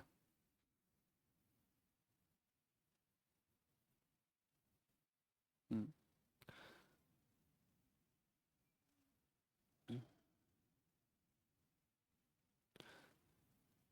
भाई जितने भी आपके ऑडियो वीडियो पे हैं वो मैं खुद काम करता हूँ, इसलिए आपको दिख रहा होगा कि आपके वीडियो की क्वालिटी भी बहुत अच्छी जा रही होगी आपके पास, साथ में आपको ऑडियो के रूप में वॉइस क्वालिटी है वो भी परफेक्ट जा रही होगी। इको नॉइस आप पास बिल्कुल नहीं आनी चाहिए, क्योंकि इस प्रॉपर सेटिंग मैंने खुद ने कर रखी है, तो इसमें इको नॉइस वगैरह का कंसेप्ट है उसको मैंने बिल्कुल अवॉइड करके सारा काम किया हुआ है। देखो, ऑफलाइन चाहे कितने भी स्टूडेंट हो कोई दिक्कत नहीं है, इकोनॉमिक्स आप पास ऑफलाइन स्टूडेंट के नहीं जाएंगे। ऑफलाइन स्टूडेंट जो क्वेश्चन पूछते हैं उनका उनका जो क्वेश्चन है उसकी वॉइस सिर्फ मेरे तक आती है, वो वॉइस आप तक नहीं जाएगी, तो आप बिल्कुल डिस्टर्ब नहीं होंगे, इस चीज़ के लिए निश्चिंत रहो। नहीं जाती, ये माइक सिर्फ मेरी वॉइस यहाँ तक कैप्चर करता है, जैसे अगर मैं इसको हल्का सा दूर कर दूंगा ना तब भी कैप्चर नहीं करेगा। ये आप कितनी भी तेज बोल लो, बच्चों तक कोई आवाज़ नहीं जाएगी, ऑनलाइन वाले जितने स्टूडेंट उस तक आवाज़ नहीं जाती है। देखो उसके अलावा कुछ कंसेप्ट बच जाते हैं, एडवांस कंसेप्ट बच जाते हैं। उसके अलावा कंसेप्ट की बात करें तो एक कंसेप्ट बता है इंडेक्सिंग का। एक कंसेप्ट किसका बताया है? इंडेक्सिंग का। ठीक है, तो हम बात करेंगे इंडेक्सिंग की बात करेंगे। और इंडेक्स के अंदर यहाँ पे इंडेक्स के टाइप कौन कौन से होते हैं, indexing and it's and it's type. ठीक है, इंडेक्स और इंडेक्स के टाइप। ठीक है, तो यहाँ पे आपके इंडेक्स और इंडेक्स के टाइप। अच्छा, उसके अलावा यहाँ पे बात करें तो एक कंसेप्ट आ जाता है आपका ट्रांजैक्शन। एक कंसेप्ट आ जाता है आपका ट्रांजैक्शन। भाई ट्रांजैक्शन इन डेटाबेस। और ट्रांजैक्शन डेटाबेस में आपको पढ़ना क्या है कि आप रोजमर्रा की जिंदगी में जो पेटीएम फोन पे के माध्यम से जो आप रुपए का आदान प्रदान करते हो, है ना, पेटीएम फोन पे के माध्यम से जो रुपए का आप आदान प्रदान करते हो ना, बस वही समझना है आपको कि आपके अकाउंट से रुपए कटते हैं दूसरे अकाउंट पहुंचते हैं, तो उसके बीच में सारा का सारा कंसेप्ट कैसे काम करता है वही पढ़ना होता है ट्रांजैक्शन में। और ट्रांजैक्शन की एक इंपॉर्टेंट प्रॉपर्टी होती है जिसको हम कहते हैं एसिड प्रॉपर्टी। ट्रांजैक्शन की इंपॉर्टेंट प्रॉपर्टी होती है जिसको कहते हैं acid, ACID, acid property, acid properties. ठीक है, तो एसिड प्रॉपर्टी में हम यहाँ पे क्या स्टडी करेंगे, देन एसिड प्रॉपर्टी में क्या स्टडी करेंगे, यहाँ पे हम करेंगे एक का मतलब क्या होता है एटोमिसिटी। एक का मतलब क्या होता है एटोमिसिटी। सिक का मतलब क्या होता है कंसिस्टेंसी। सिक का मतलब क्या होता है कंसिस्टेंसी। आई का मतलब क्या होता है आइसोलेशन। आई का मतलब क्या होता है आइसोलेशन। और डी का मतलब क्या होता है ड्यूरेबिलिटी। डी का मतलब क्या होता है ड्यूरेबिलिटी। ध्यान ना, इनकी फुल फॉर्म के ऊपर एग्जाम में क्वेश्चन आए हुए हैं। जो एसिड प्रॉपर्टी की फुल फॉर्म के ऊपर एग्जाम में बहुत बार क्वेश्चन पूछे हुए हैं। या तो एसिड प्रॉपर्टी की फुल फॉर्म पे 4 रो की पूछ लेता है, या फिर एसिड प्रॉपर्टी में ऐसे पूछ लेता है एसिड प्रॉपर्टी में सी का मतलब क्या होता है, ऐसे पूछ लेगा एसिड एसिड प्रॉपर्टी में सी का मतलब क्या होता है, डी का मतलब क्या होता है। ठीक है, तो इस टाइप से आपके क्वेश्चन पूछते हैं आपके। ये आपका सिलेबस है। ठीक है, ज्यादा बड़ा तो नहीं है ना, ज्यादा बड़ा तो नहीं है ना। एक साथ में एक नो एसक्यूएल डेटाबेस है ना, लास्ट में हम नो एसक्यूएल डेटाबेस पढ़ते हैं, तो आपको नो एसक्यूएल डेटाबेस गिवन है। नो एसक्यूएल, ये साथ में है ना, अलग अलग नहीं है। No SQL, no SQL database. ठीक है, और आपका एक टॉपिक दे रखा है सेलेक्ट राइट डेटाबेस। तो जो सेलेक्ट राइट डेटाबेस है उसका मतलब होता है कि आप बहुत सारे डेटाबेस पढ़ लोगे तो आपको किस पर्टिकुलर एप्लीकेशन पे कौन सा डेटाबेस यूज करना चाहिए वो आपको बताना होता है। तो जब सारे के सारे डेटाबेस आप पढ़ चुके होंगे, सारा कंसेप्ट पढ़ चुके हो, तो आपको अपने आप पता लग जाता है कि कौन से प्लेटफॉर्म के लिए कौन सा डेटाबेस सही होता है।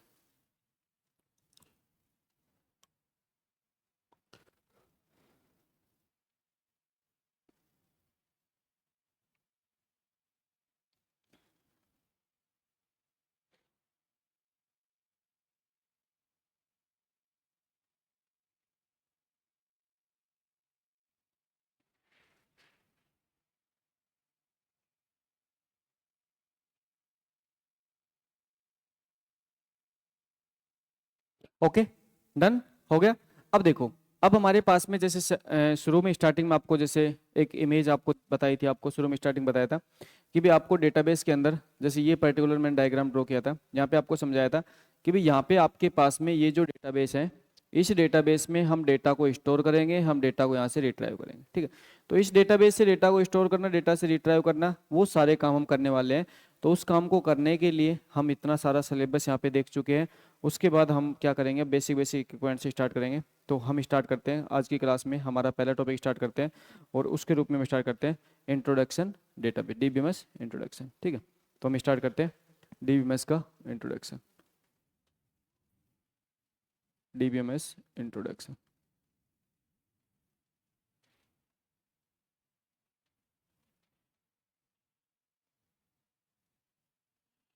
अब देखो, जैसे कि अगर मैं डीबीएमएस की बात करूं, देखो पॉइंट समझना एक बार अच्छे से समझ लो इस पॉइंट को। देखो, जैसे कि मैं डीबीएमएस की बात करूं, तो यहाँ मैं कह रहा हूं कि DBMS database database management database management system, database management system. अब देखो, यहाँ पे हम कह रहे हैं कि जो आपका डीबीएमएस होता है वो होता है आपका क्या, डेटाबेस मैनेजमेंट सिस्टम, ठीक है।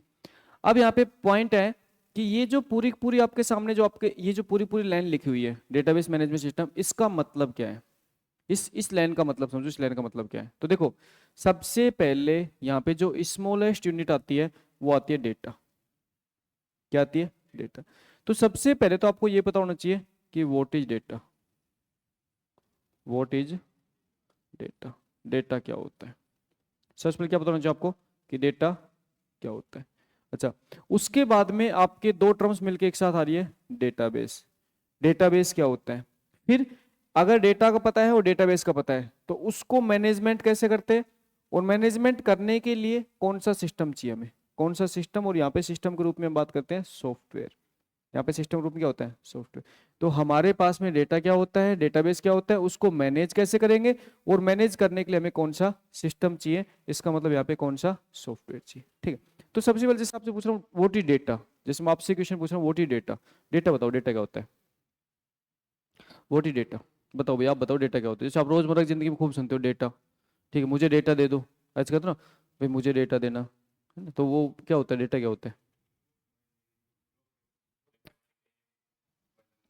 जैसे देखो, सबसे बेस्ट एग्जांपल, जैसे एग्जांपल लेते हैं, जैसे मैं कह रहा हूँ भाई, अगर डेटा की बात करूँ तो मैं कह रहा हूँ कि भी अभी तक आप जैसे जितने भी आप ऑफलाइन स्टूडेंट हो, आप ऑफलाइन स्टूडेंट का सबका अपना नेम है भाई, सबका सबका आपका नेम है, आपके फादर का नेम है, ठीक है, आपका आपकी क्वालिफिकेशन है, आपका मोबाइल नंबर, आपका एड्रेस है। तो धरना ये सारा का सारा डेटा है, ये सारा का सारा डेटा है।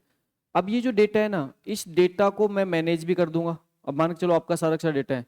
अब मैंने क्या किया, जैसे आज आपको मैं एक फॉर्म दूंगा, तो आप क्या करोगे, आप अपने डेटा को उस फॉर्म में फिल करोगे, है ना, आप अपने डेटा को उस फॉर्म में फिल करोगे।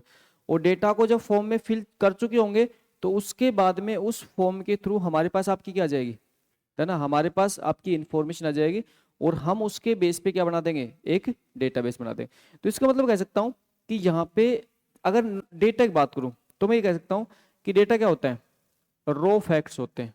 क्या होते हैं, रो फैक्ट्स। अब रो फैक्ट्स का मतलब भाई क्या होता है, क्या, कच्चे आंकड़े, है ना, कच्चे आंकड़े, आपको ना कच्चे आंकड़े। इसका मतलब जैसे धनरा, मैं जितना भी आपको सिलेबस करवाऊंगा, तो मैं जैसे कुछ टेक्निकल वर्ड है उनको, मैं टेक्निकल वर्ड को मैं इंग्लिश में लिखता चलूंगा, बाकी निश्चिंत रहो मैं हिंदी में लिखवा दूंगा। अच्छा, रो फैक्ट्स होते हैं। अच्छा, ये जो रो फैक्ट्स है, ये रो फैक्ट्स आपके जैसे कि अगर बात करें, तो मैं एग्जाम्पल की बात करूं, तो यहाँ पे कह रहा हूँ भाई, जैसे आपका नाम हो गया, जैसे भाई आपका नाम हो गया, जैसे सपोज करो नाम है भाई रमेश, ठीक है, एक नाम होगा कोई, ठीक है, मैं मेरे नाम लिख देता हूँ, जिस नाम है कोई, जिस नाम है सुनील, ठीक।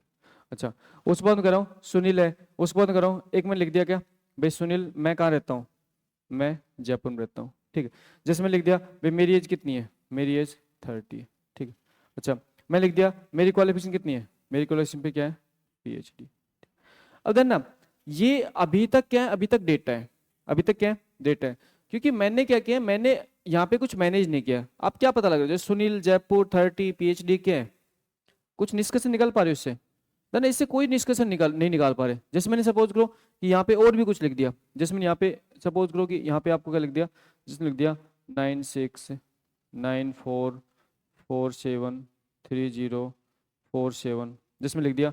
उसके बाद लिख दिया जैसे मैंने B1 301। तो क्या ये क्या लिख रहा हूँ मैं, ये क्या लिख रहा हूँ, ये सारे के सारे डेटा है, ये सारे के सारे में क्या लिख रहा हूँ, डेटा लिख रहा हूँ। अब देखना डेटा किसी भी रूप में हो सकता है, डेटा किसी भी रूप में हो सकता है। डेटा आपका सिंपल क्या हो सकता है, टेक्स्ट हो सकता है, डेटा आप क्या हो सकते हैं, नंबर हो सकते हैं, डेटा आपका इमेज हो सकता है, डेटा आपका ऑडियो हो सकता है, डेटा आपका वीडियो हो सकता है ना। डेटा किसी भी रूप में हो सकता है, डेटा किसी भी रूप में हो सकता है। अब हमें करना क्या है कि ये जो पर्टिकुलर डेटा है, ये जो पर्टिकुलर डेटा है, इस पर्टिकुलर डेटा के लिए कह रहा हूँ कि ये जो डेटा है, ये डेटा आपके अलग अलग टाइप का हो सकता है। जिसमें कह रहा हूँ डेटा का टाइप, डेटा का टाइप। तो डेटा भाई किस किस टाइप का हो सकता है, क्या हो सकता है डेटा आपका। जैसे सिंपल सी बात करें तो यहाँ पे मैंने लिखा भाई टेक्स्ट भी हो सकता है डेटा आपका, फिर क्या हो सकता है भाई नंबर हो सकता है डेटा आपका, फिर मैं कह रहा हूँ भाई डेटा आपका इमेज हो सकता है, आप क्या हो सकता है, इमेज हो सकता है, आप क्या हो सकता है, ऑडियो हो सकता है, ठीक है, आप क्या हो सकता है, वीडियो हो सकता है, ठीक। वीडियो ये प्राइमरी डेटा है, बाकी जैसे एनिमेशन वगैरह ऐसे तो बहुत होते हैं, ठीक है, डेटा के बहुत रूप होते हैं। तो ये सारे के सारे आपके डेटा के रूप है। अब ये जो डेटा है आपके सामने, ये जो मैंने पूरा पूरा लिखा हुआ है, तो मैं ये कह सकता हूँ कि ये मीनिंगलेस है। ये क्या है, ये मीनिंगलेस है, अनऑर्गेनाइज्ड है। मतलब इसका मतलब है कि इसको अभी तक हमने ऑर्गेनाइज नहीं किया है, इसको हमने मैनेज नहीं किया है, इसको हम कह रहे हैं कि ये अभी तक हम इससे कुछ निष्कर्षण नहीं निकाल पा रहे। आप निष्कर्षण निकाल पा रहे हो कि उससे कुछ, भाई हमें क्या पता 30 क्या है, पता नहीं 30 कोई नंबर होगा, हमें क्या पता B1 301 क्या है, नहीं पता, हमें क्या पता ये क्या है, पता नहीं, मोबाइल नंबर हो सकता है या किसी के अकाउंट नंबर हो सकता है, कुछ भी हो सकता है, हमें पता ही नहीं है, ठीक है। भाई ये मोबाइल नंबर ठीक है 10 डिजिट, अकाउंट नंबर भी हो सकता है, हमें क्या पता उस चीज़ का। जैसे PhD, ठीक है, PhD यार वो पता नहीं कर रहा है कर चुका कुछ भी, मतलब हमें क्या पता उसके बारे में। तो जब तक ये जो पूरा पूरा डेटा है, इस डेटा को मैं मैनेज जब तक नहीं कर देता, तब तक मैं कह रहा हूँ डेटा है। अब डन ना, जैसे आपका कंप्यूटर सिस्टम होता है, ठीक है, कंप्यूटर सिस्टम के अंदर हमेशा और हमेशा इनपुट के रूप में आप क्या देते हो, है ना, कंप्यूटर सिस्टम इनपुट के रूप में हमेशा डेटा लेता है। जैसे कीबोर्ड से आप कुछ भी टाइप कर रहे हो, तो कीबोर्ड से जो आप टाइप कर रहे हो वो आप कंप्यूटर क्या दे रहे हो, आप डेटा दे रहे हो, है ना, कीबोर्ड टाइप कर रहे हो उसको कंप्यूटर को डेटा दे रहे हो, ठीक है। अब जैसे मेरे पास ये माइक है, इस माइक से मैं बोल रहा हूँ, तो इसका मतलब इस माइक से मैं क्या दे रहा हूँ, डेटा दे रहा हूँ, है ना, इस माइक से मैं डेटा दे रहा हूँ। अच्छा, मेरे सामने कैमरा लगा हुआ है, और कैमरा क्या कर रहा है ना, कैमरा कैमरा मेरी इमेज कैप्चर कर रहा है। भाई camera video direct direct record नहीं करता, कैमरा मेरी इमेज कैप्चर कर रहा है, और वो इमेज इतनी फास्ट कैप्चर कर रहा है कि वो सारी की सारी इमेज को कंबाइंड करके और वीडियो बना रहे हैं। इसका मतलब है कि इमेज कैप्चर कर रहा है, और इमेज क्या बहुत फास्ट इमेज कैप्चर कर रहा है, और उस फास्ट इमेज को लगातार एक के पीछे एक चला के और वो क्या बना देते हैं, वीडियो बना देते हैं, है ना। आप वीडियो को बिल्कुल ही, तो कहते हैं ना कि बिल्कुल लो पे करके देखना, आपके सामने इमेज चलती हुई दिखाई देंगी, आप देख सकते हो उसको, वीडियो को बिल्कुल लो स्पीड पर देखना, आपके सामने इमेज चलती हुई दिखाई देंगी, एक के बाद एक इमेज, क्योंकि इमेज का ही कलेक्शन होता है वीडियो। तो कैमरे ने क्या किया, कैमरे ने बहुत सारी इमेज फ्रिक्वेंटली कैप्चर करके उसको प्रोसेस करके वीडियो बना दिया। अच्छा, यहाँ माइक से ऑडियो जा रहा है, कैमरे से वीडियो जा रहा है, कंप्यूटर रखा हुआ है, उस कंप्यूटर को ऑडियो वीडियो इनपुट के रूप में मिल रहा है, कंप्यूटर क्या कर रहा है, प्रोसेस कर रहा है, देन कंप्यूटर क्या कर रहा है, इसको प्रोसेस कर रहा है, और प्रोसेस करके दोनों को सिंक्रोनाइज कर रहा है कि भाई जब मैं बोल लूँ और जब मेरा वीडियो कैप्चर हो, दोनों क्या होने चाहिए, सिंक्रोनाइज होना चाहिए। ऐसा नहीं है कि वीडियो पहले आ रहा है मैं बोल बाद में रहा हूँ तो सिंक्रोनाइजेशन नहीं होगा, दोनों बीच क्या होना चाहिए, सिंक्रोनाइजेशन होना चाहिए। सिंक्रोनाइजेशन होने के बाद में जो डेटा है वो कहाँ पे जा रहा है, भाई किसी सर्वर पे जा रहा है, और सर्वर से आप क्या कर रहे हो, रिक्वेस्ट कर रहे हो, और आप तक क्या पहुंच रहा है, डेटा पहुंच रहा है। अब देखना, ये सारी की सारी कहानी जो मैंने आपको बताई है, इस सारी की सारी कहानी में मैं बार बार बात कर रहा हूँ किसकी, डेटा को। अब अगर इस डेटा को मैं किसी पर्टिकुलर फॉर्मेट में लेके आ जाता हूँ या फिर इसको मैनेज कर देता हूँ, तो उसी क्या कहते हैं, डेटाबेस कहते हैं, है ना। जब भी हम बात करते हैं, नेक्स्ट जो आपके पास में एक वर्ड आता है जिसको मैं कह रहा हूँ कि यहाँ पे हम कह रहे हैं किसको, डेटाबेस को, किसको कह रहा हूँ मैं, डेटाबेस की बात कर रहा हूँ। अब जब डेटाबेस की बात कर रहा हूँ तो देखो डेटाबेस का मतलब होता है कि सारा का सारा जो डेटा है उसको मैं उसका कलेक्शन कर लूँ। इसका मतलब बहुत सारा डेटा क्या कर लूँ मैं, कलेक्शन कर लूँ। तो यहाँ मैं कह सकता हूँ कलेक्शन ऑफ इंटरलेटेड डेटा, तो यहाँ मैं क्या कह सकता हूँ, collection of collection of inter related collection of interrelated data. अब देखो, जब भी आप डेटाबेस की बात करते हो तो उस टाइम पे आपको एक वर्ड जरूर ध्यान रखना है कि यहां पे मैं कह रहा हूं इंटरलेटेड। क्या कह रहा हूं? इंटर। इस इंटरलेटेड का मतलब क्या होता है ना? डेटाबेस आपका जब बनाते हो तो उस टाइम पे हम कह सकते हैं कि आपका जो डेटा है उसके बीच में संबंध होना चाहिए, इंटरलेशन होना चाहिए। जैसे कि भाई आप लोग मेरे स्टूडेंट हो, ठीक है, आप लोग मेरे स्टूडेंट हो तो मैं आपका डेटाबेस बनाऊंगा। जैसे जो जितने मेरे ऑनलाइन स्टूडेंट हैं उन सारे के सारे ऑनलाइन स्टूडेंट का मेरे पास डेटा है और उसको उस डेटा को मैंने मैनेज कर रखा है, इसका मतलब मेरे पास उन सारे स्टूडेंट का डेटाबेस है। तो आप सभी स्टूडेंट हो, चाहे ऑनलाइन हो चाहे ऑफलाइन हो, तो आपका डेटा है, उनके उनका मतलब है कि उनके बीच रिलेशन है। जैसे आपका डेटा में आपका नाम होगा, आपका फादर नेम होगा, आपकी डेट ऑफ बर्थ होगी, ठीक है, आपका मोबाइल नंबर होगा, ये सारा आपका डेटा है और उसको मैंने कलेक्शन कर रखा है। अच्छा, मैं कह रहा हूँ भाई मेरे सारे स्टूडेंट का डेटा और इंडियन रेलवे का डेटा, इन दोनों को मैं मिक्सचर कर रहा हूँ, तो क्या रिलेशन होगा? ये इंडियन रेलवे का अपना डेटाबेस है, मेरा अपना डेटाबेस है। भाई इंडियन रेलवे अपने पर्पज के लिए डेटा को मैनेज करता है, मैं अपने पर्पज के डेटा मैनेज करता हूँ। तो ये दोनों अलग अलग है, ये दोनों अलग अलग है। तो मैं ये नहीं कह सकता इंडियन रेलवे का डेटा और मेरे इंस्टीट्यूट का डेटा डेटाबेस हो जाएगा, नहीं। नहीं, इंडियन रेलवे का अपना डेटा है, इंडियन रेलवे का अपना डेटा है। तो अगर डेटाबेस की बात करें तो रिलेशन होना चाहिए, इसको बोलते, इसीलिए कह रहा हूँ इंटरलेटेड डेटा। अब जैसे मैंने क्या किया कि मेरे पास में डेटा था, आप सभी स्टूडेंट हो, आप सभी स्टूडेंट मेरे पास डेटा है, और आप सभी स्टूडेंट के डेटा को मैंने क्या कर दिया, मैनेज कर दिया। और यहाँ पे मैं मैनेज शुरू से ही किस में कर रहा हूँ, टेबल में कर रहा हूँ, क्योंकि हमें आरडीएमएस पढ़ना है। क्या पढ़ना है हमें? आरडीएमएस पढ़ना है। और आरडीएमएस के अंदर डेटा का सारा सारा मैनेजमेंट किस में होता है? टेबल में होता है, ठीक है। तो यहाँ पे मैं कह रहा हूँ भाई आप सभी स्टूडेंट है और आप सभी स्टूडेंट डेटा मैंने मैनेज कर दिया। अब आप सभी स्टूडेंट डेटा मैंने कैसे मैनेज कर दिया? जैसे मैं कह रहा हूँ भाई आप सभी स्टूडेंट क्या होगा, कोई ना कोई क्या होगा, नेम होगा। भाई आप सभी स्टूडेंट क्या होगा, नेम होगा। साथ में कह रहा हूँ भाई आप सभी स्टूडेंट का मैंने जैसे क्या लिया है, एज लिया है ना, आप स्टूडेंट क्या होगी, एज होगी, ठीक है। उसके बाद मैं कह रहा हूँ आप सभी स्टूडेंट क्या होगा, सिटी होगी। आप सभी स्टूडेंट क्या होगा, सिटी होगी। फिर मैं कह रहा हूँ आप सभी स्टूडेंट क्या होगी, भाई क्वालिफिकेशन होगी। आप सभी स्टूडेंट क्या होगी, क्वालिफिकेशन होगी, ठीक है। और भी सारा ले रखा है ना कि मैं इस कम ही ले रहा हूँ। अब मैं यहाँ पे कह रहा हूँ कि जैसे आप सभी स्टूडेंट का नेम, सभी स्टूडेंट का नेम, तो जैसे मैंने एक नेम लिया, जैसे सुनील लिया था, ठीक है, पहले नेम क्या लिया था, सुनील लिया था। एज कितनी है, 30। सिटी क्या है, जयपुर। सिटी क्या है, जयपुर। क्वालिफिकेशन जैसे क्या है, तो यहाँ पे मैं कह रहा हूँ क्वालिफिकेशन क्या है भाई, पीएचडी, ठीक है। फिर मैं कह रहा हूँ भाई, मैं कह रहा हूँ एक अगला स्टूडेंट है जिसको मैं कह रहा हूँ क्या है, नाम क्या है, राहुल है। एज कितनी है, 29 है। सिटी जैसे मान के चल रहा हूँ क्या है, अलवर है। सिटी क्या है, अलवर है। क्वालिफिकेशन जैसे मान के चल रहा हूँ भाई, क्वालिफिकेशन क्या है यहाँ पे, बीएससी, ठीक है। तो बीएससी आईटी कर लो ना भाई, अपने एलिजिबल होना चाहिए, ठीक है, नहीं निकाल देंगे उसको, है ना, एलिजिबल कैंडिडेट होना चाहिए। तो देखो नेक्स्ट मैं कह रहा हूँ, जैसे भाई नेक्स्ट मान के चलो एक स्टूडेंट कौन सा है, जिसमें कह रहा हूँ एक स्टूडेंट कौन सा है, हेमंत है। एज कितनी है, एज जिसको मान के चलो कितनी है, 39 है। सिटी जिसमें कह रहा हूँ, सिटी कितनी है उसकी, सिटी क्या है, अलवर है। जिस क्वालिफिकेशन की बात करें, क्वालिफिकेशन कह रहा हूँ मैं क्या, क्वालिफिकेशन क्या है, जैसे मैं कह रहा हूँ यहाँ पे क्वालिफिकेशन आपके बीटेक आईटी है ना, बीटेक है, ठीक है। अगले जैसे मैंने एक स्टूडेंट लिया, दे मैं कह रहा हूँ भाई एक स्टूडेंट है जिसको मैं कह रहा हूँ क्या है, अंजू है। एज कितनी है भाई, 25 है, ठीक है। सिटी को किस क्या है भाई, सिटी मान के चलो जिस क्या है, कोटा है। क्वालिफिकेशन क्या कर रहा हूँ भाई, क्वालिफिकेशन क्या है, एमटेक है। अब मुझे बताओ कि यहाँ पे जो आपके पास डेटा था, क्या अब डेटा का डेटाबेस बन चुका था ना?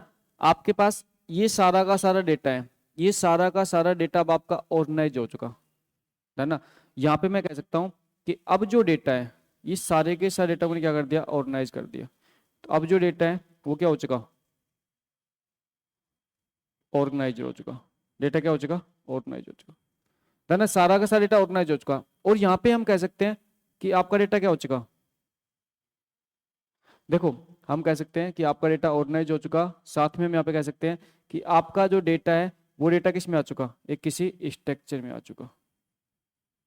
क्या आ चुका, किसी स्ट्रक्चर में आ चुका। और यहाँ पे आपके डेटा को स्ट्रक्चर के रूप में, मैंने स्ट्रक्चर कौन सा लिया है ना, आपके डेटा को मैंने स्ट्रक्चर रूप में कैसा स्ट्रक्चर लिया है, टेबल के रूप में लिया है ना। टेबल के रूप में मैंने आपका डेटा को स्ट्रक्चर किया है यहाँ पे, ठीक है। और जब मैं टेबल के रूप में डेटा को स्ट्रक्चर करता हूँ तो इसमें मैं कह सकता हूँ कि यहाँ पे आपका जो डेटा है, इस डेटा को मैंने किस में रखा है, किस में रखा है, रिलेशन में, है ना। टेबल को ही हम क्या कहते हैं, रिलेशन कहते हैं। टेबल को हम क्या कहते हैं, रिलेशन कहते हैं। तो आरडीबीएमएस के अंदर जो आरडीबीएमएस पढ़ोगे ना, उस आरडीबीएमएस के अंदर सारा का सारा डेटा इस फॉर्मेट में आपको क्या मिलेगा, ऑर्गेनाइज मिलेगा। अब मैं कह सकता हूं ये जो टेबल है, ये टेबल आपको बता क्या रही है भाई, टेबल क्या बता रही है, ये टेबल आपको क्या बता रही है, ये टेबल आपको स्टूडेंट की क्या बता रही है, इंफॉर्मेशन बता रही है ना। इस टेबल के अंदर क्या है, स्टूडेंट की इंफॉर्मेशन है, ठीक है। तो हमारे पास आप सभी स्टूडेंट का डेटा था। आप सभी स्टूडेंट का डेटा कब तक था मेरे लिए डेटा, जब तक मैंने इसको ऑर्गेनाइज नहीं किया था। अगर मैं एक बार ऑर्गेनाइज कर लेता हूं तो उसके बाद में मैं कह सकता हूं कि ये क्या बन गया मेरे पास, डेटाबेस। अच्छा, यहां से आप निष्कर्षण निकाल पा रहे हो। अब आपसे पूछूं भाई, मैं आपसे पूछूं कि जैसे एक कॉलम और लेता हूं, आपसे पूछूं एक कॉलम और लेता हूं, जिसमें एक कॉलम ले लिया और उस कॉलम में कह रहा हूं, जैसे मैंने एक कॉलम ले लिया और इस कॉलम को मैं कह रहा हूँ ये जो कॉलम है, ये कॉलम मैंने ले लिया किसके लिए, रोल नंबर के लिए। आगे चल के बहुत इंपॉर्टेंट रोल प्ले करेगा कि रोल नंबर जो ले रहा हूँ ये आपके की के रूप में काम आएगा। तो मैं कह रहा हूँ मैंने एक और कॉलम ले लिया जिसको मैं कह रहा हूँ roll number, roll number 101 roll number है, 102 रोल नंबर है, 103 रोल नंबर है, 104 रोल नंबर है। अब मैं कह रहा हूँ भाई एक स्टूडेंट है जिसका रोल नंबर है 103, उस स्टूडेंट का नाम क्या है, नाम क्या है, हेमंत, एज कितनी है 39, सिटी कौन सी है, अलवर, क्वालिफिकेशन क्या है, बीटेक। तो यहाँ पे निष्कर्ष निकाल पा रहे हो, निष्कर्ष निकाल पा रहे हो। अच्छा, मैं आपसे कह रहा हूँ एक स्टूडेंट है सुनील, एक स्टूडेंट है सुनील, उसकी सिटी कौन सी है, जयपुर। तो देखो अभी तो एक ही सुनील है, तो एक ही सुनील से हम आराम से हम बता सकते हैं सिटी कौन सी है, जयपुर। बाद में अगर एक से ज्यादा सुनील होंगे तो वो सारी प्रॉब्लम भी हम देखेंगे। तो अभी हमने क्या कर दिया कि हमारे पास में जो डेटा था उस डेटा को हमने ऑर्गेनाइज कर दिया, ना। ऑर्गेनाइज करने के लिए मैंने यहाँ पे टेबल स्ट्रक्चर क्यों लिया, क्योंकि आरडीएमएस पढ़ना है, हमें आरडीएमएस पढ़ना है। ऑर्गेनाइज करने के लिए बहुत सारे तरीके होते हैं भाई, जरूरी नहीं आप टेबल में ही ऑर्गेनाइज करो। आपने डेटा को मैनेज किया है और डेटा को मैनेज करने के लिए आप बहुत सारे तरीके से डेटा को मैनेज कर सकते हो।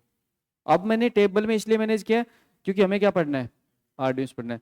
और जो आरडीएमएस होता है वो आपके कलेक्शन किसका होता है, कलेक्शन होता है रो और कॉलम, है ना। आरडीएमएस के अंदर रो और कॉलम का कलेक्शन होता है और रो और कॉलम मिलके क्या बनाती है, टेबल। तो आरडीएमएस के अंदर आप यही पार्ट पढ़ने वाले हो, आप यही पार्ट पढ़ने वाले हो।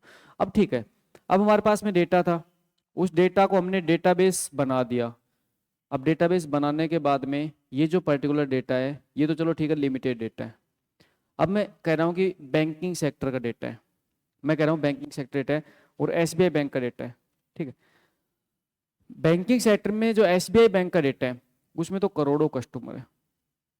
अब जब करोड़ों कस्टमर को आपने मैनेज कर लिया, भाई सारे कस्टमर है, सबका अकाउंट नंबर है, सबके अकाउंट का नाम है, सबके अकाउंट का फादर नेम है, सबका पैन नंबर है, सबके मोबाइल नंबर है, सबके अकाउंट का बैलेंस है, कब कितना बैलेंस डलवा है उसकी डिटेल है सबकी, वो सारा आपने मैनेज तो कर लिया।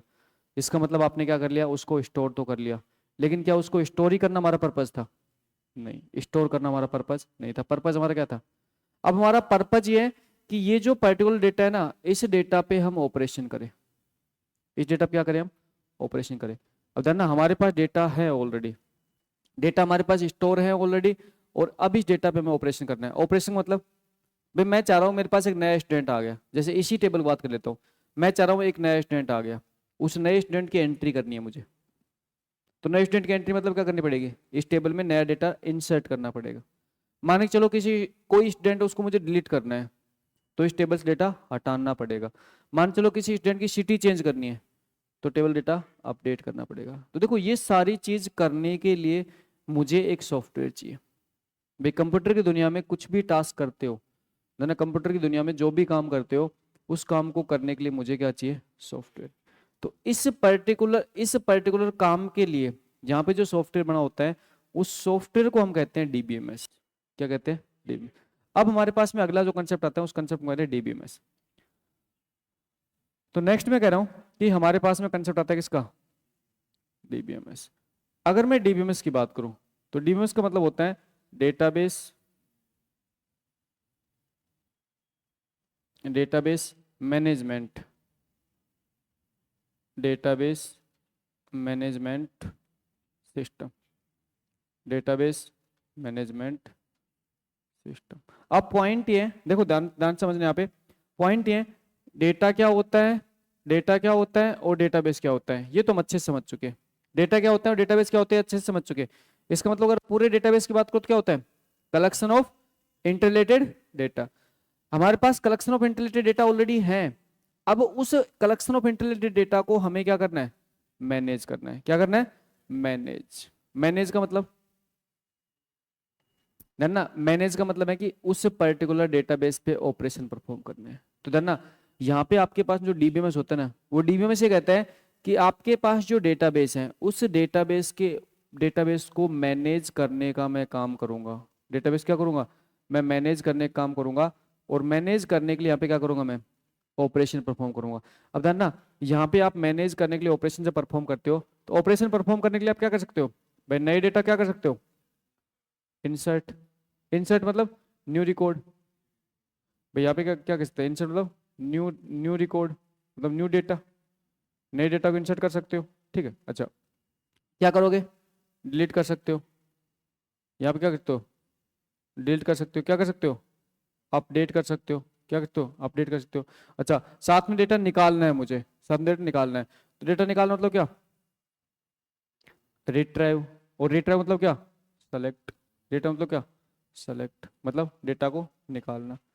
देखो यहाँ पे हमारे पास में हम क्या करने वाले हैं, डीबीएमएस मतलब डेटा का जो डेटा था, उस डेटा का हमने कलेक्शन कर लिया, डेटाबेस बन गया। अब उस कलेक्शन के ऊपर हम ऑपरेशन कर रहे हैं। ऑपरेशन कौन कौन से करेंगे, इंसर्ट कर रहे हैं, डिलीट कर रहे हैं, अपडेट कर रहे हैं, रिट्राइव कर रहे हैं, ये सारे के सारे ऑपरेशन कर रहे हैं। इस सारे के सारे ऑपरेशन करने के लिए मेरे पास में क्या होना चाहिए, एक सिस्टम होना चाहिए। और ना ये जो सिस्टम होता है किस रूप में होता है, ये किस रूप में होता है, किस रूप में, सॉफ्टवेयर होता है। किस रूप में होता है, सॉफ्टवेयर होता है। तो अगर आपसे मैं डीबीएमएस की डेफिनेशन पूछूं, अब आपसे मैं डीबीएमएस की डेफिनेशन पूछूं, तो डीबीएमएस क्या होता है भाई, अगर मैं पूछूं आपसे डीबीएमएस की डेफिनेशन, डीबीएमएस क्या होता है। डीबीएमएस एक ऐसा एप्लीकेशन सॉफ्टवेयर होता है जिसकी सहायता से डेटा को मैनेज किया जा सकता है। मैनेज मतलब जिसकी सहायता डेटा पे ऑपरेशन परफॉर्म किए जा सकते हैं, इंसर्ट, अपडेट, डिलीट।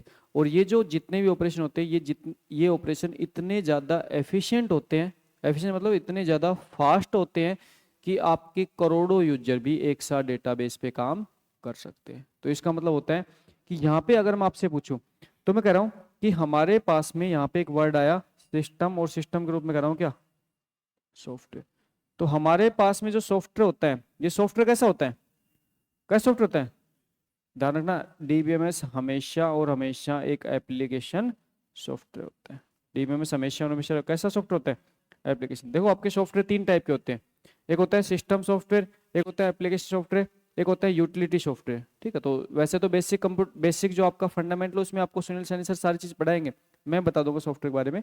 तो यहाँ पे डीबीएमएस तो क्या होता है, एक एप्लीकेशन सॉफ्टवेयर होता है। अच्छा, इसका मतलब होता है कि जैसे अगर सॉफ्टवेयर की बात करूं, तो देखो जब भी जैसे सॉफ्टवेयर की बात करते हैं, तो सॉफ्टवेयर के अंदर क्या होता है भाई, सॉफ्टवेयर आपके क्या होता है, कलेक्शन ऑफ प्रोग्राम होता है। इसका मतलब होता है सेट्स ऑफ प्रोग्राम होते हैं। तो इस सॉफ्टवेयर के अंदर तो बहुत सारे प्रोग्राम का समूह है, इस सॉफ्टवेयर के अंदर बहुत सारे प्रोग्राम का समूह है। और ये जो प्रोग्रामों का समूह है ना, इन प्रोग्राम के समूह की सहायता से हम कह सकते हैं कि डेटाबेस पे हम इंसर्ट कर पाएंगे, डिलीट कर पाएंगे, अपडेट कर पाएंगे, रिट्राइव कर पाएंगे, ये सारे काम कर पाएंगे इस सॉफ्टवेयर की सहायता से। और यही क्या बन जाएगा, डेटाबेस बन जाएगा। ठीक है, एक बार नोट डाउन स्टार्ट करो, फिर जो हिंदी लैंग्वेज उसमें भी आपको लिखवा दूंगा। ये नोट डाउन हो गया था ना यहाँ तक, यहाँ से स्टार्ट, एक बार नोट डाउन स्टार्ट करो। सबसे पहले हेडिंग डालो DBMS introduction database management system. एक बार जो बोर्ड पे लिखा हुआ है सारा डिटेल नोट डाउन करो, फिर उसके बाद कुछ हिंदी के पॉइंट है वो भी लिखवा दूंगा आपको साथ साथ, है ना।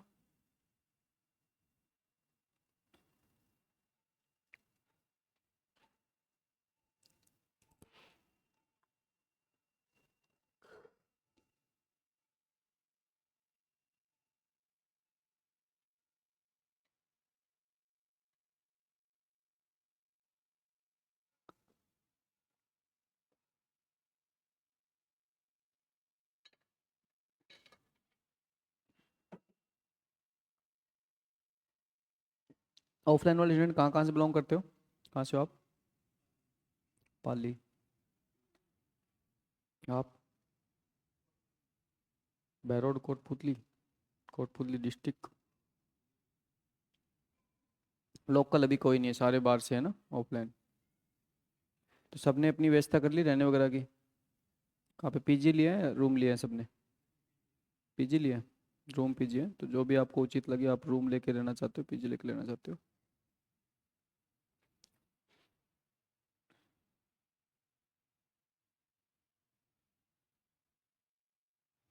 ठीक है, तो जिस डेटा की पूरी करते हो तो हम कह सकते हैं रो फैक्ट्स एंड फिगर्स, है ना, जो फिगर्स के रूप में फिगर्स हो सकते हैं, क्योंकि इमेज ऑडियो वीडियो कुछ भी हो सकता है, तो आपकी फिगर्स भी होते हैं डेटा में।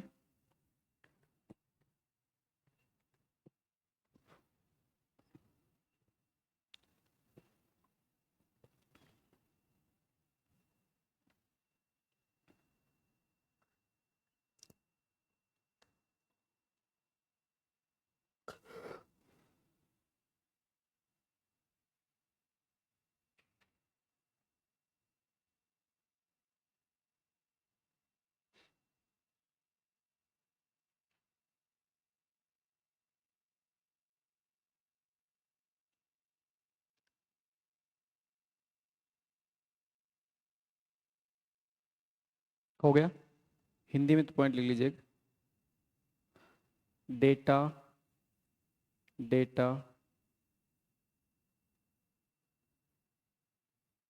डेटा कच्चे आंकड़ों का समूह होता है। डेटा कच्चे आंकड़ों का समूह होता है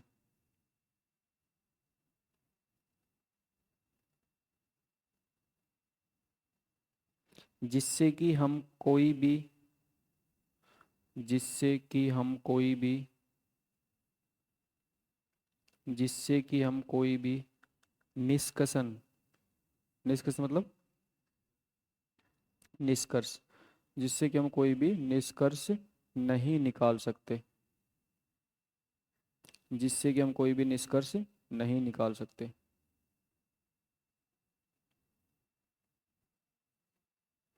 ठीक, क्वेश्चन लिख लो। कंप्यूटर को इनपुट के रूप में हमेशा डेटा दिया जाता है। कंप्यूटर को इनपुट इनपुट के रूप में हमेशा डेटा दिया जाता है। आपको होता है ना इनपुट प्रोसेस आउटपुट, आप पढ़ते हो ना इनपुट प्रोसेस आउटपुट यूनिट। ठीक है, तो कंप्यूटर में आप क्या ही पढ़ते हो? आप यही तो पढ़ते हो कंप्यूटर सिस्टम में। जैसे अगर कंप्यूटर की बात करें तो आप यही तो पढ़ते हो कि आप क्या करते हो। भाई कंप्यूटर सिस्टम की बात करें तो आप क्या करते हो? भाई कंप्यूटर को हम क्या देते हैं? कुछ क्या देते हैं? इनपुट देते हैं। उस इनपुट क्या करते हैं? प्रोसेस करते हैं। और प्रोसेस क्या मिलता है? आउटपुट। तो यहाँ पे हम कह सकते हैं कि हम यहाँ पे कंप्यूटर क्या दे रहे हैं? कंप्यूटर यहाँ पे क्या दे रहे हैं? इनपुट दे रहे हैं। कंप्यूटर क्या दे रहे हैं यहाँ पे? इनपुट दे रहे हैं। ठीक है, इनपुट क्या किया जाता है? प्रोसेस किया जाता है। इनपुट किया जाता है, प्रोसेस किया जाता है। और प्रोसेस के करके हमें मिलता क्या है? आउटपुट मिलता है। हमें क्या मिलता है? आउटपुट मिलता है। ठीक है, तो जैसे अगर जैसे कंप्यूटर की डेफिनेशन पूछो आपसे तो कंप्यूटर क्या होता है? जैसे कि कंप्यूटर की बात करो तो कंप्यूटर क्या होता है ना? कंप्यूटर एक कंप्यूटेशनल डिवाइस होता है। क्या होता है? कंप्यूटेशनल डिवाइस मतलब कंप्यूट करने का काम करता है। कंप्यूटेशनल डिवाइस होता है जो क्या करता है? जो क्या करता है? जो इनपुट इनपुट इनपुट किए गए डेटा को प्रोसेस करता है। इनपुट किए गए डेटा को प्रोसेस करता है ना? इनपुट किए गए डेटा को प्रोसेस करता है, लेकिन प्रोसेस करने के लिए इस कंप्यूटर के पास से पहले से क्या होना चाहिए? प्रोग्राम होना चाहिए, है ना? प्रोसेस करने के लिए इसके पास पहले से क्या होना चाहिए? क्या होना चाहिए? यहाँ पे हम कहते हैं प्री डिफाइन। कहते हैं कि हमारे पास पहले से क्या होना चाहिए? प्री डिफाइन क्या होना चाहिए? एक प्रोग्राम होना चाहिए। तो प्रोसेस करने के लिए प्री डिफाइन क्या होना चाहिए? प्रोग्राम होना चाहिए। तो जो प्री डिफाइन प्रोग्राम है, उस प्री डिफाइन प्रोग्राम की हेल्प से इनपुट को प्रोसेस किया जाता है, और इनपुट को प्रोसेस करके किसमें? आउटपुट में आउटपुट में कन्वर्ट करके आउटपुट के रूप में रिजल्ट को प्रोवाइड किया जाता है। और यही क्या होती है? कंप्यूटर की डेफिनेशन होती है। ठीक है, तो साथ साथ लिख लो अगर आपको नहीं पता। रटा मत करा करो किस चीज़ को, लिखो यहाँ पे। अगर कंप्यूटर की डेफिनेशन की बात करें तो अब रटो मत किसी भी चीज़ को, समझो चीज़ों को। क्यों? कि कंप्यूटर इस सिद्धांत पे काम करता है। कंप्यूटर इनपुट प्रोसेस आउटपुट, ठीक है, आता है ना कि आपके लिखा होता है ना IPO, लिखा होता है ना IPO, इनपुट प्रोसेस आउटपुट के सिद्धांत पे। तो लिखो कंप्यूटर एक, ये डायग्राम बना दिया, डायग्राम बना लिया, कोई नहीं, पहले लिख लो फिर डायग्राम बनाना। देखो कंप्यूटर एक कंप्यूटर एक कंप्यूटेशनल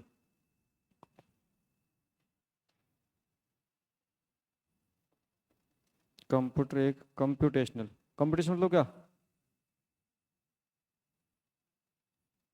कैलकुलेशन। कंप्यूटर एक कंप्यूटेशनल डिवाइस होता है। कंप्यूटर एक कंप्यूटेशनल डिवाइस होता है। कंप्यूटर एक कंप्यूटेशनल डिवाइस होता है जो कि इनपुट किए गए डेटा को इनपुट जो कि इनपुट किए गए डेटा को इनपुट किए गए डेटा को इनपुट किए गए डेटा को प्री डिफाइंड प्रोग्राम की हेल्प से इनपुट किए गए डेटा को प्री डिफाइंड प्रोग्राम की हेल्प से प्री डिफाइंड प्रोग्राम की हेल्प से की हेल्प मतलब सहायता है ना, प्री डिफाइंड प्रोग्राम की सहायता से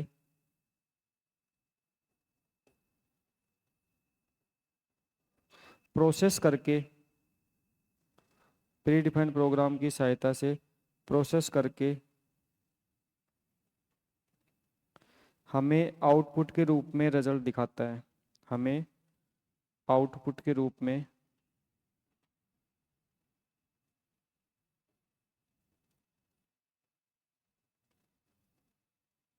रिजल्ट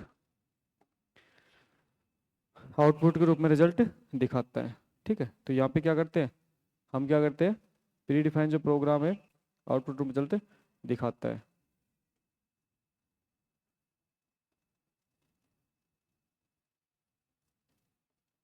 ठीक है, तो हम क्या करते हैं, हम कंप्यूटर को क्या देते हैं, डेटा के रूप में इनपुट देते हैं, है ना। इनपुट किस रूप में देते हैं, डेटा के रूप में देते हैं। इनपुट किए गए डेटा को कंप्यूटर क्या करता है, प्रोसेस करता है। प्रोसेस करने के लिए कंप्यूटर को पहले से हम प्रोग्राम रखते हैं, है ना। प्रोसेस करने के लिए कंप्यूटर में पहले से प्रोग्राम मिलेगा आपको, तो पहले से प्री डिफाइंड प्रोग्राम है कंप्यूटर के पास। उस पहले से प्री डिफाइंड प्रोग्राम की सहायता से कंप्यूटर आपके डेटा क्या करता है, प्रोसेस करता है और आपको आउटपुट के रूप में रिजल्ट शो करता है। बस कंप्यूटर सिर्फ इतना सा काम कर सकता है, कंप्यूटर के द्वारा सिर्फ और सिर्फ इतना सा काम किया जा सकता है, और इसके अलावा कंप्यूटर कुछ नहीं कर सकता। आप डेटा दोगे इनपुट के रूप में, उस डेटा को पहले से जो प्री डिफाइंड प्रोग्राम है उस प्री डिफाइंड प्रोग्राम सहायता से प्रोसेस किया जाएगा और आउटपुट के रूप में आपको आउटपुट शो किया जाएगा। जैसे भाई सपोज करो आपको कोई मूवी प्ले करनी है, आपको कुछ मूवी, जैसे आपके पास कंप्यूटर में एक मूवी है उसको प्ले करनी है, तो मूवी प्ले करने के लिए आप क्या करते हो, भाई सीधी सी बात, आप ज्यादातर विंडो एप्लीकेशन यूज करते हो, तो आप क्या करते हो, डबल क्लिक करते हो। जो डबल क्लिक है उस डबल क्लिक की सहायता से आपकी जो मूवी की फाइल है उसका डेटा इनपुट दे दिया गया, उसका डेटा इनपुट दे देता है ना। आपके माउस का डबल क्लिक है उसकी सहायता से आपने इनपुट दे दिया। इनपुट देने के बाद में जो मूवी को प्रोसेस किया जाता है, तो मूवी को प्रोसेस करने का मतलब है कि आपके पास मूवी देखने के लिए पहले से कोई एक मीडिया प्लेयर होना चाहिए। अगर आपके कंप्यूटर में कोई भी मीडिया प्लेयर नहीं है तो आपकी मूवी चल जाएगी, नहीं चलेगी, है ना। आपके कंप्यूटर में अगर कोई भी मीडिया प्लेयर नहीं होगा तो आपको मूवी नहीं चलेगी। तो आपके पास पहले से एक मीडिया प्लेयर होना चाहिए, इसका मतलब पहले से क्या होना चाहिए, आपके पास में एक प्रोग्राम होना चाहिए। तो पहले से आपके पास में जो एक प्रोग्राम है उस प्रोग्राम के रूप में कह सकता हूं कि मूवी को प्ले करने के लिए आपके पास क्या होते हैं, मीडिया प्लेयर होते हैं। जैसे मीडिया प्लेयर ग्रुप में आपने देखा होगा वीएलसी मीडिया प्लेयर होता है, ठीक है। विंडोज का खुद का मीडिया प्लेयर होता है। तो वो जो मीडिया प्लेयर है उस मीडिया प्लेयर को हम कहते हैं वो एक प्रोग्राम है। उस प्रोग्राम की हेल्प से हम क्या देख पा रहे हैं, हम मूवी देख पा रहे हैं, और आउटपुट के रूप में हमें क्या दिखाई देती है, मूवी। भाई डिस्प्ले में आपकी मूवी चलना स्टार्ट हो जाती है, आप मूवी देखते हो। मूवी में आप क्या आता है भाई, आपके सामने क्या आती है, सामने वीडियो आता है और क्या आता है, ऑडियो आता है। तो ये जो काम कर रहा है ये काम कौन कर रहा है, कंप्यूटर। आपके मोबाइल के अंदर क्या होता है भाई, आपका मोबाइल क्या है, कंप्यूटर है। आपके मोबाइल में कुछ भी काम करते हो, जैसे सपोज करो आप मोबाइल में कुछ भी मतलब क्या ही काम करते हो, आप इंस्टाग्राम पे रील देखते हो, तो ये तो काम करते हो ना। तो रील देखने का मतलब क्या है भाई, सिंपल सी बात है, इंस्टाग्राम है एक एप्लीकेशन है, इसका मतलब प्रोग्राम है। उस पर आपने क्लिक किया, आपने इनपुट दिया। अब इंस्टाग्राम पे रील देखने के लिए तो क्या होना चाहिए, इंटरनेट से जुड़ा होना चाहिए तभी दिखाई देगी। तो इंटरनेट से क्या कनेक्टिविटी होनी चाहिए। आपने जैसे इनपुट दिया, किसी particular and server and computer पे रील पड़ी हुई है बहुत सारी, वो रील्स आपके मोबाइल में आएंगी और आप क्या देखते हो, उनको प्ले करते हो। तो ये जो सारा काम कर रहा है ये सारा काम क्या हो रहा है, इनपुट दिया जा रहा है, प्रोसेस किया जा रहा है, आउटपुट को रिजल्ट दिखाया जा रहा है, इसी को क्या कहते हैं, कंप्यूटर। बस तो ना रटो मत चीजों को, समझो चीजों को, क्योंकि रटने वाली चीज नहीं है। आईपीओ के बेस पे ही पूरा कंप्यूटर काम करता है। ठीक है, नोट डाउन कर लीजिए।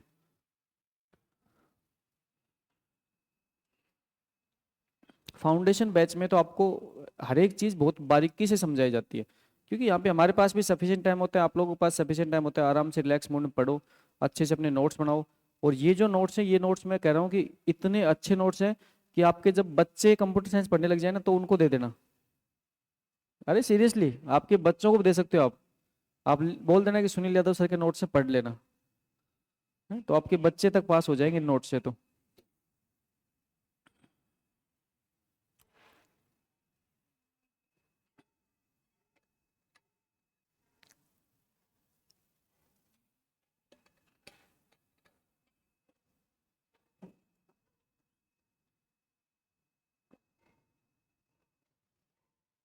हो गया नोट डाउन? ठीक है, उसके बाद ये नोट डाउन करो। डेटाबेस क्या होता है भाई? इंटरलेटेड डेटा का समूह होता है, ठीक है? तो हिंदी वाले बच्चे भी लिख लेना साथ साथ। Database interrelated, database interrelated, interrelated data का समूह होता है। सुनील सैनी सर ने क्या स्टार्ट किया? Number system. नंबर सिस्टम किया ना आज। एक प्रोग्रामिंग लैंग्वेज भी स्टार्ट करवा रहे हैं ना, 3 सब्जेक्ट आपके एक साथ चल रहे हैं, फिर चौथा सब्जेक्ट स्टार्ट करवा देंगे।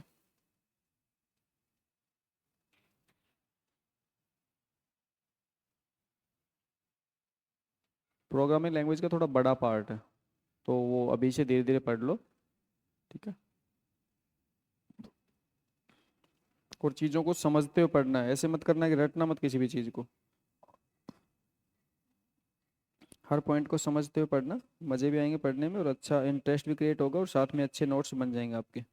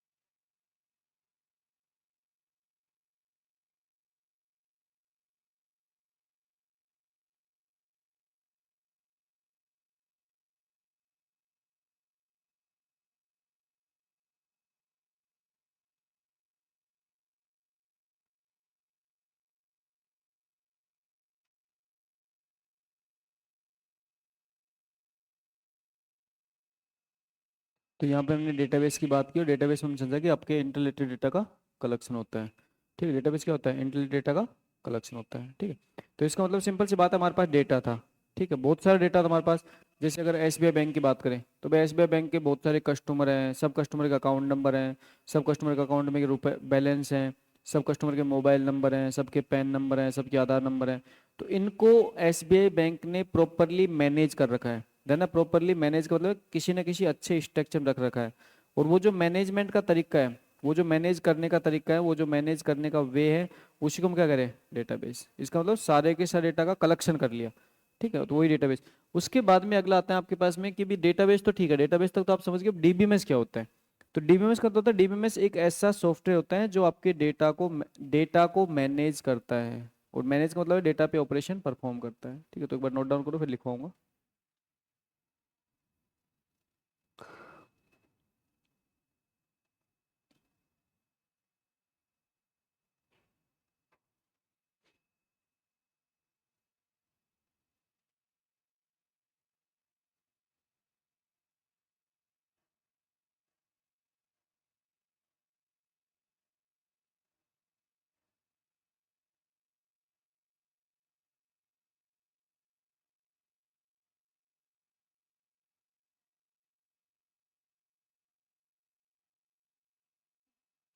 3 दिन की छुट्टी में जो असाइनमेंट दिया है वो पता याद है ना? ना पूछ, आगे पूछूंगा, आगे क्वेश्चन पूछा करूंगा वो आपसे बीच बीच में, जब आपको पढ़ाऊंगा उस टाइम पे क्वेश्चन पूछा करूंगा, तो इसलिए प्रॉपरली वो अच्छे से जो सारे के सारे जो आपके वीडियो प्रॉपर देख लेना अच्छे से उनको।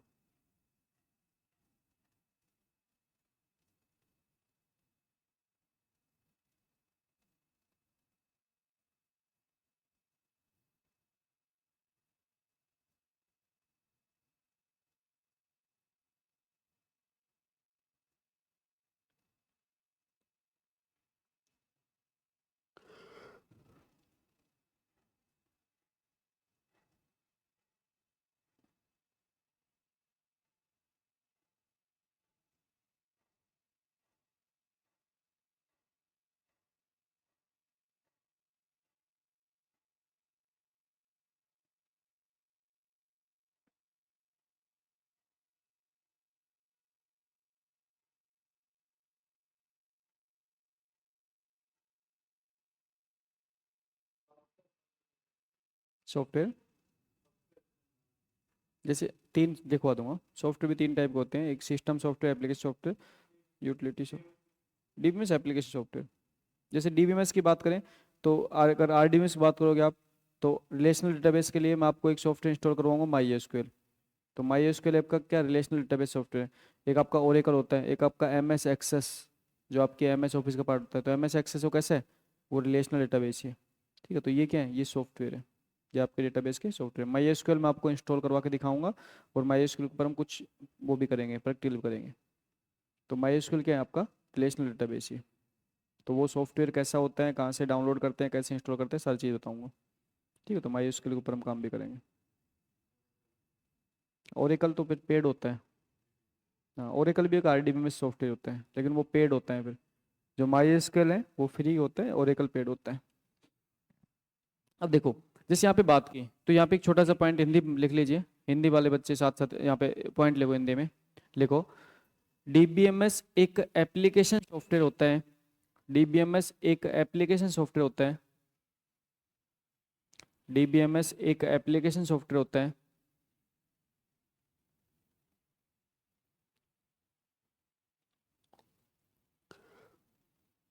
डीबीएमएस एक एप्लीकेशन सॉफ्टवेयर होता है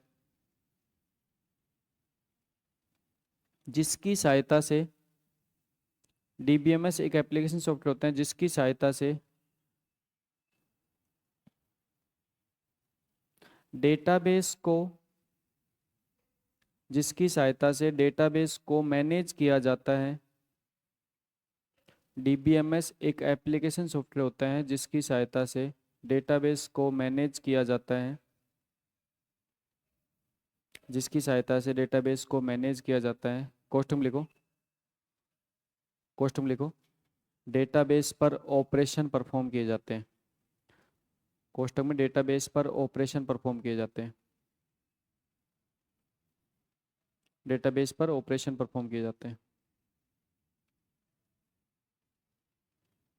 ऑपरेशन मतलब insert, update, delete, select, database पर ऑपरेशन परफॉर्म किए जाते हैं,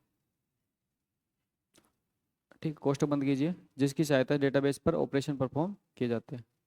ये सभी ऑपरेशन डीबीएमएस एफिशिएंट वे में परफॉर्म करता है, ये सभी ऑपरेशन डीबीएमएस एफिशिएंट वे में परफॉर्म करता है। अगर जैसे मैं इंग्लिश की बात करूँ तो सॉफ्टवेयर की बात कर रहा हूँ, तो डीबीएमएस क्या होता है, एक एप्लीकेशन सॉफ्टवेयर होता है। एप्लीकेशन सॉफ्टवेयर क्या काम करता है, यूज टू परफॉर्म,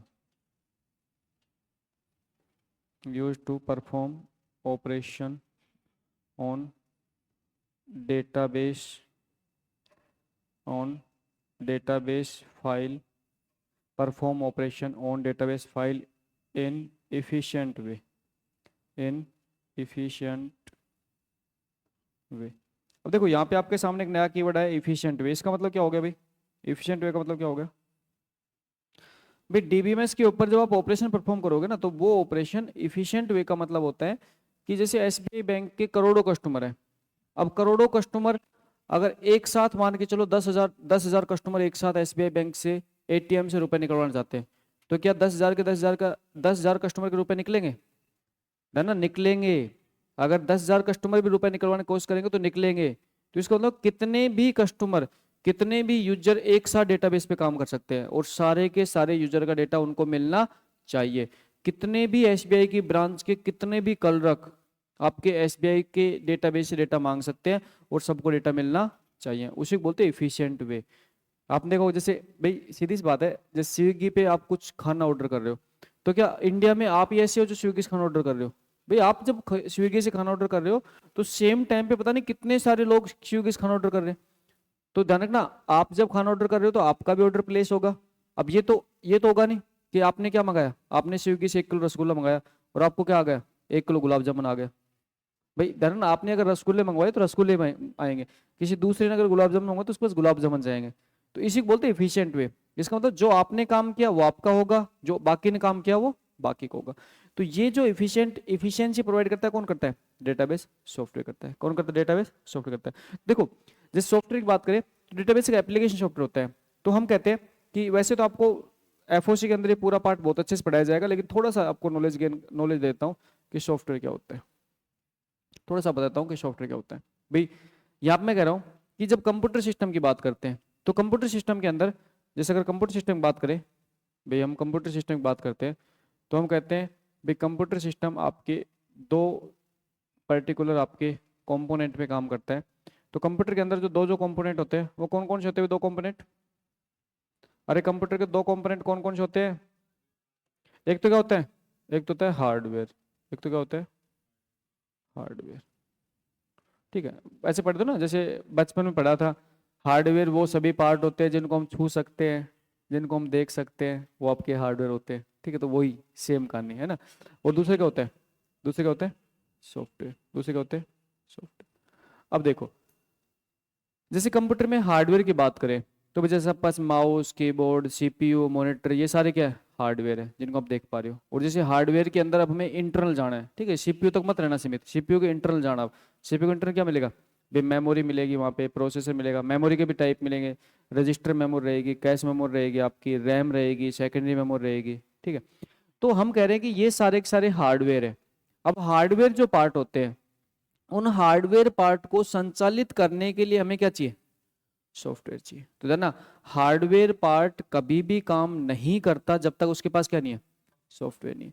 तो अब हमें हार्डवेयर से कुछ काम करवाना है, हार्डवेयर से कुछ काम करवाना है, उस हार्डवेयर से काम करवाना क्या चाहिए? सॉफ्टवेयर चाहिए। तो सीधी सी बात है, सॉफ्टवेयर जो होता है ना, वो सॉफ्टवेयर के रूप में हम कह सकते हैं कि भाई ये क्या होते हैं? ये आपके प्रोग्राम का समूह होते हैं। तो हम कह सकते हैं कि यहाँ पे क्या होते हैं? प्रोग्राम के समूह होते हैं। क्या होते हैं? प्रोग्राम के समूह। ठीक है, अब प्रोग्राम के समूह का मतलब भाई, प्रोग्राम से मतलब क्या? Sets of program. भाई बहुत सारे प्रोग्राम मिलके आपके क्या बनाते हैं? सॉफ्टवेयर बनाते हैं। अब अगली बात आती है प्रोग्राम क्या होते हैं। अगली बात यहाँ पे आ गई, प्रोग्राम क्या होते हैं? प्रोग्राम क्या होते हैं? प्रोग्राम होते हैं इंस्ट्रक्शन। तो क्या होते हैं? Sets of instruction. Sets of instruction. Sets of instruction. तो है ना, यहाँ पे हम कहते हैं कि प्रोग्राम पे इंस्ट्रक्शन का समूह होता है। अब इंस्ट्रक्शन क्या होते हैं? जैसे इंस्ट्रक्शन क्या होते हैं, तो सीधी सी बात है, इंस्ट्रक्शन का मतलब हम कहते हैं कि भी हम कंप्यूटर को जो इनपुट दे रहे हैं, इनपुट के रूप में हम स्टेप बाय स्टेप जो प्रोसेस लिख रहे हैं, वो सारी की सारी क्या होते हैं? इंस्ट्रक्शन होती है। जैसे मान के चलो भाई आपको कंप्यूटर सिस्टम में करना क्या है, जैसे मान के चलो आपको कंप्यूटर सिस्टम के द्वारा आपको एक काम करवाना है और उस काम में आपको सिर्फ इतना सा करना है कि यहाँ पे एक नंबर है 50 और एक नंबर है 60, इन दोनों क्या करना है? एडिशन करना है, और रिजल्ट क्या आना चाहिए? 110। ना, ये जो एडिशन है ये आपके लिए तो बहुत आसान है, लेकिन कंप्यूटर सिस्टम में इस एडिशन को करवाने के लिए स्टेप बाय स्टेप प्रोसेस लिखना पड़ता है। कंप्यूटर में क्या होता है? स्टेप बाय स्टेप यहाँ पे हर चीज का प्रोसेस होता है, स्टेप बाय स्टेप यहाँ पे हर चीज को लिखना पड़ता है। तो आप प्रोग्रामिंग लैंग्वेज अब इसलिए पढ़ते हो, जितना भी काम आप कंप्यूटर सिस्टम में करवाते हो वो सारी की सारी जो इंस्ट्रक्शन आप देते हो वो प्रोग्रामिंग लैंग्वेज की सहायता से आप लिखते हो। तो जैसे मैं कह रहा हूँ भाई, मैंने क्या कर दिया, एक इंटीजर ले लिया, इंटीजर वेरिएबल ले लिया ए, जिसके अंदर क्या कर दिया? 50 स्टोर कर दिया। एक इंटीजर ले लिया क्या? बी, जिसके अंदर क्या स्टोर कर दिया? 60 स्टोर कर दिया। एक इंटीजर ले लिया क्या? सी, जिसके अंदर मैं क्या कर रहा हूँ? ए प्लस बी कर रहा हूँ। और मैं कह रहा हूँ कि आउटपुट के रूप में, ना आउटपुट के रूप में किसको डिस्प्ले कर रहा हूँ? सी को डिस्प्ले कर रहा हूँ। तो ये जो स्टेप बाय स्टेप आप जो प्रोसेस लिख रहे हो, ना स्टेप बाय स्टेप आप जो प्रोसेस लिख रहे हो, इस स्टेप बाय स्टेप प्रोसेस को हम कहते हैं कि ये आपकी इंस्ट्रक्शन है, और ये जो इंस्ट्रक्शन है ये मिलके क्या बनाती है, प्रोग्राम। तो है ना, अगर मैं कह रहा हूँ दो नंबर को जोड़ने का प्रोग्राम लिखो, तो आप क्या लिखोगे, आप स्टेप बाय स्टेप प्रोसेस लिखोगे, या पढ़े प्रोग्रामिंग लैंग्वेज आप इस चीज को बहुत अच्छे से समझोगे, ठीक है। तो स्टेप बाय स्टेप प्रोसेस लिखोगे, वो क्या बन जाएगा, प्रोग्राम। और बहुत सारे प्रोग्राम मिलके क्या बन जाते हैं, सॉफ्टवेयर बन जाते हैं। और वो जो सॉफ्टवेयर होते हैं, वो सॉफ्टवेयर आपके क्या करते हैं, आपके 3 काम कर सकते हैं। एक तो क्या कर सकते हैं, ये जो हार्डवेयर पार्ट है, इस हार्डवेयर पार्ट को संचालित करते हैं। एक क्या करते हैं, एक आप किसी स्पेसिफिक टास्क को परफॉर्म करते हो, और एक इस हार्डवेयर पार्ट की कैपेसिटी को एनहेंस करते हैं। तो सॉफ्टवेयर भी फिर आपके 3 टाइप के हो गए। अब जब सॉफ्टवेयर की बात करें तो सॉफ्टवेयर हमने ये देख लिया सॉफ्टवेयर होते क्या है। अब सॉफ्टवेयर भी आपके 3 टाइप के हो गए, है ना। 3 टाइप के सॉफ्टवेयर की बात करें तो 3 टाइप सॉफ्टवेयर कौन कौन से होते हैं, देखो पॉइंट समझना, 3 टाइप सॉफ्टवेयर कौन कौन से होते हैं। तो यहाँ पे हम कह रहे हैं भाई आपके पहले टाइप के सॉफ्टवेयर हम कह रहे हैं सिस्टम सॉफ्टवेयर। क्या कह रहे हैं, सिस्टम सॉफ्टवेयर, सिस्टम सॉफ्टवेयर। देखो नाम से पता लग रहा है, ऐसे सॉफ्टवेयर जो सिस्टम को संचालित करते हैं, ऐसे सॉफ्टवेयर जो सिस्टम, अब सिस्टम हमारे पास क्या है, कंप्यूटर सिस्टम है। तो कंप्यूटर सिस्टम को संचालित करने वाले सॉफ्टवेयर क्या कहते हैं, सिस्टम सॉफ्टवेयर। तो हम कह सकते हैं सॉफ्टवेयर, सॉफ्टवेयर जो कि, सॉफ्टवेयर जो कि कंप्यूटर सिस्टम को, भाई सिस्टम मतलब कंप्यूटर सिस्टम बात कर रहा हूं मैं। अब कंप्यूटर सिस्टम की बात करो तो मैं कह रहा हूं सॉफ्टवेयर जो कि कंप्यूटर सिस्टम को संचालित, कंप्यूटर सिस्टम को संचालित करते हैं, कंप्यूटर सिस्टम को संचालित करते हैं, क्या कहलाते हैं, सिस्टम सॉफ्टवेयर। अब सिस्टम सॉफ्टवेयर का एग्जांपल बताओ मुझे, सिस्टम सॉफ्टवेयर का एग्जांपल बताओ। धरना सिस्टम सॉफ्टवेयर एग्जांपल हो गया आपका ऑपरेटिंग सिस्टम। क्या हो गया, ऑपरेटिंग सिस्टम। भाई आपको पता है ना कि आपके कंप्यूटर के अंदर, आप जब कंप्यूटर परचेज करते हो तो अब तो आपके कंप्यूटर के अंदर by default operating system install होके आता है। पहले आपको कंप्यूटर सिस्टम परचेज करने के बाद आपको ऑपरेटिंग सिस्टम इंस्टॉल करवाना पड़ता था। अब तो कंपनी क्या करती है, पहले से आपको इंस्टॉल कर देती है, क्योंकि उनको पता है कि आपको ऑपरेटिंग सिस्टम तो चाहिए ही चाहिए। तो आपके कंप्यूटर में आपने असेंबल करवा लिया, जैसे आपने सीपीयू असेंबल करवा लिया, भाई आपने सीपीयू में आपने मदरबोर्ड लगवा दिया, मदरबोर्ड पे आपने प्रोसेसर लगवा दिया, रैम लगवा दी, हार्ड डिस्क लगवा दिया, वो सारा सारा असेंबल हो गया। क्या असेंबल होने के बाद वो काम करना स्टार्ट कर देगा, नहीं, है ना। कंप्यूटर सिस्टम तो कुछ नहीं कर सकता बिना सॉफ्टवेयर। तो असेंबल होने के बाद में उसको क्या चाहिए, उसको सबसे पहले सिस्टम सॉफ्टवेयर चाहिए, है ना। सबसे पहले उसको सिस्टम सॉफ्टवेयर चाहिए, क्यों, क्योंकि आपने जो लगाए हैं, आपने जो प्रोसेसर लगाया है, आपने जो हार्ड डिस्क लगाई है, आपने जो रैम लगाई है, वो सारे के सारे हार्डवेयर पार्ट काम कैसे करेंगे, ये कौन बताता है, ये सिस्टम सॉफ्टवेयर बताता है। तो सिस्टम सॉफ्टवेयर में प्रोग्राम इस टाइप से लिखे होते हैं जो कि आपको ये बताते हैं कि इस पर्टिकुलर सिस्टम में लगे हुए हार्डवेयर पार्ट कैसे काम करते हैं। तो उसके लिए हमने क्या बना दिया, सिस्टम सॉफ्टवेयर। अब सिस्टम सॉफ्टवेयर हम एक बार इंस्टॉल करेंगे, जैसे ऑपरेटिंग सिस्टम होता है ना। ऑपरेटिंग सिस्टम के रूप में जैसे आज के दिन बात करें तो आपका विंडोज, जैसे विंडो 11 हो गया, जैसे माइक्रोसॉफ्ट का विंडो हो गया, तो माइक्रोसॉफ्ट विंडो ऑपरेटिंग सिस्टम आपने इंस्टॉल कर लिया, ठीक है। इसी पर एप्पल का होता है, एप्पल क्या होता है ना, मैक ओएस होता है, ठीक है। जैसे एंड्रॉइड का ऑपरेटिंग सिस्टम कौन सा होता है, सॉरी मोबाइल का ऑपरेटिंग सिस्टम कौन सा होता है, एंड्रॉइड। जैसे आपके मोबाइल के अंदर भी एक ऑपरेटिंग सिस्टम है, इसलिए आपका मोबाइल काम कर रहा है, कौन सा, एंड्रॉइड है। एप्पल कौन सा होता है, iOS होता है, ठीक है। तो ये बेसिक बेसिक नॉलेज आपको गेन करनी है, ठीक है, सारी चीज आपको सीखनी है। अच्छा, ये सिस्टम सॉफ्टवेयर हो गया जो क्या करेगा, हार्डवेयर पार्ट सिस्टम को क्या करेगा, संचालित करेगा। अच्छा, उसके बाद में दूसरे टाइप के जो सॉफ्टवेयर होते हैं, उसके बाद में दूसरे टाइप के सॉफ्टवेयर होते हैं जिसको हम कहते हैं क्या, एप्लीकेशन सॉफ्टवेयर। क्या कहते हैं, application, application software, application software. अब देखो, एप्लीकेशन सॉफ्टवेयर मतलब होता है कि ये ऐसे सॉफ्टवेयर, सॉफ्टवेयर जो कि किसी स्पेसिफिक एप्लीकेशन के लिए, स्पेसिफिक टास्क के लिए बनाए गए। जैसे सपोज करो कि आपको इंस्टाग्राम पे रील देखनी है, इसलिए आप इंस्टा की ऐप को इंस्टॉल करते हो। भाई जैसे सपोज करो आपके मम्मी पापा को नहीं देखनी, तो वो इंस्टॉल करेंगे, नहीं करेंगे। भाई उनको रील नहीं देखनी, नहीं करेंगे, आपको रील देखनी है तो करोगे आप। जैसे मान के चलो भाई आपको मेरी एप्लीकेशन से आपको मेरा कोर्स परचेज करना है, मेरे कोर्स को परचेज करने के बाद आपको मेरे कोर्स से स्टडी करनी है, तो आपने मेरी एप्लीकेशन को इंस्टॉल किया है। भाई आपके मम्मी पापा को थोड़ी स्टडी करनी है, या कोई अदर जो है जो स्टडी नहीं करना चाहता वो मेरी ऐप को इंस्टॉल करेगा। तो इसका मतलब है कि ऐसे सॉफ्टवेयर जो स्पेसिफिक टास्क के लिए बनाए गए हैं, जैसे मेरी ऐप है, उस मेरी ऐप से क्या होता है, भाई मेरी ऐप से प्रोग्रामर, सूचना सहायक, बेसिक कंप्यूटर सेक्टर, ये सारे के सारे कोर्स अवेलेबल है, कोर्स आप पढ़ सकते हो वहां से, ठीक है।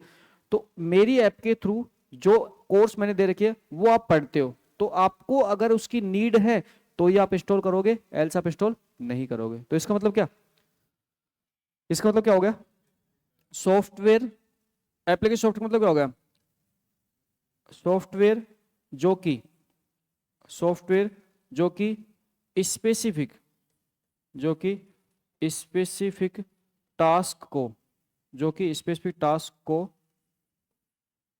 परफॉर्म, इस पे टास्क को परफॉर्म करने के लिए, टास्क को परफॉर्म करने के लिए काम में लिए जाते हैं, करने के लिए काम में लिए जाते हैं, काम में लिए जाते हैं, है ना। जैसे होता है ना एप्लीकेशन सॉफ्टवेयर मतलब ऐप, जैसे अगर मैं बात करूं तो एप्लीकेशन सॉफ्टवेयर को बात करूं, एग्जांपल करूं, तो भाई मैं मेरी ऐप का नाम लिख देता हूं कॉम्प्यूटेक। जैसे आपका क्या हो गया, कॉम्प्यूटेक हो गया।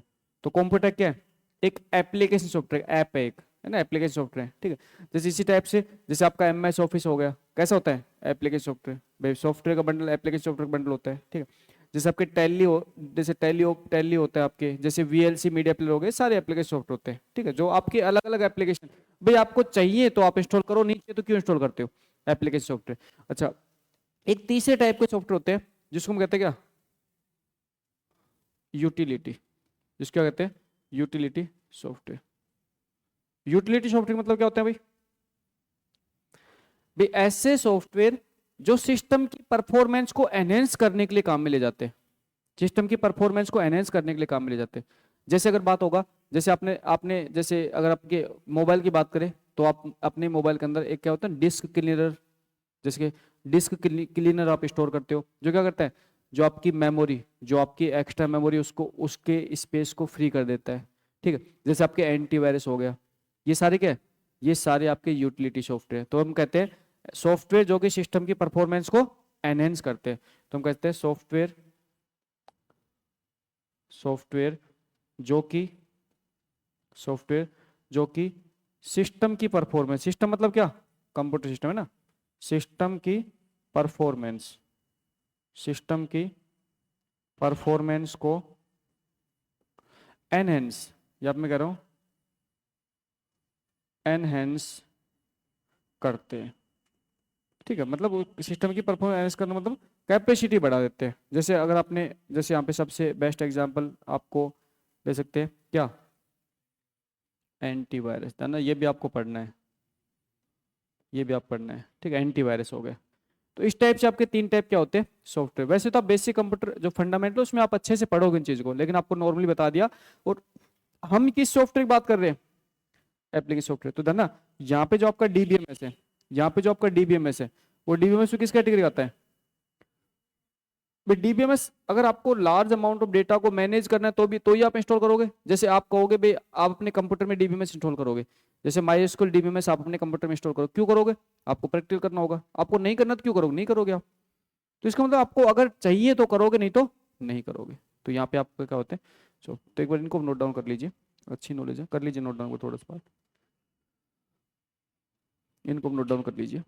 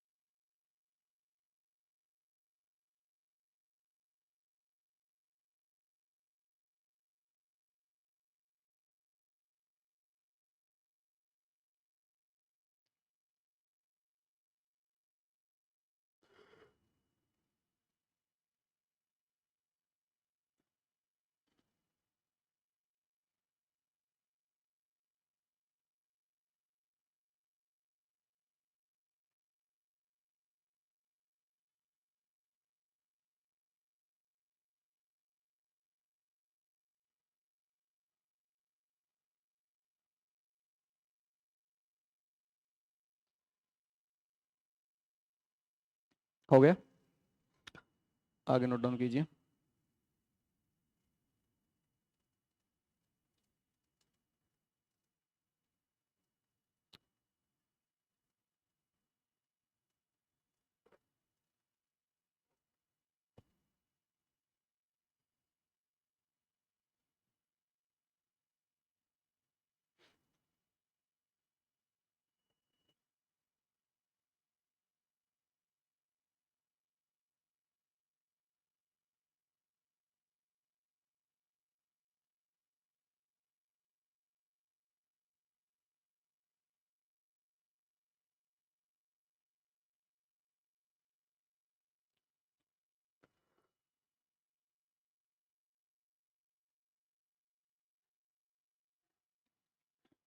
तो इससे हम आगे जो कल की क्लास है, कल की क्लास में हम बाकी के कंसेप्ट को देखेंगे। डेटा क्या होता है, इन्फॉर्मेशन क्या होती है, नॉलेज क्या होती है, डेटा को रिप्रेजेंट करने के लिए डेटा की स्मॉलेस्ट यूनिट से डेटा की लार्जेस्ट यूनिट क्या होती है। फिर उसके बाद में हम देखेंगे कि हमारे पास जो डेटाबेस है, क्या डेटाबेस से पहले कोई सिस्टम था क्या, जो फाइल जो आपके डेटा को मैनेज करता था।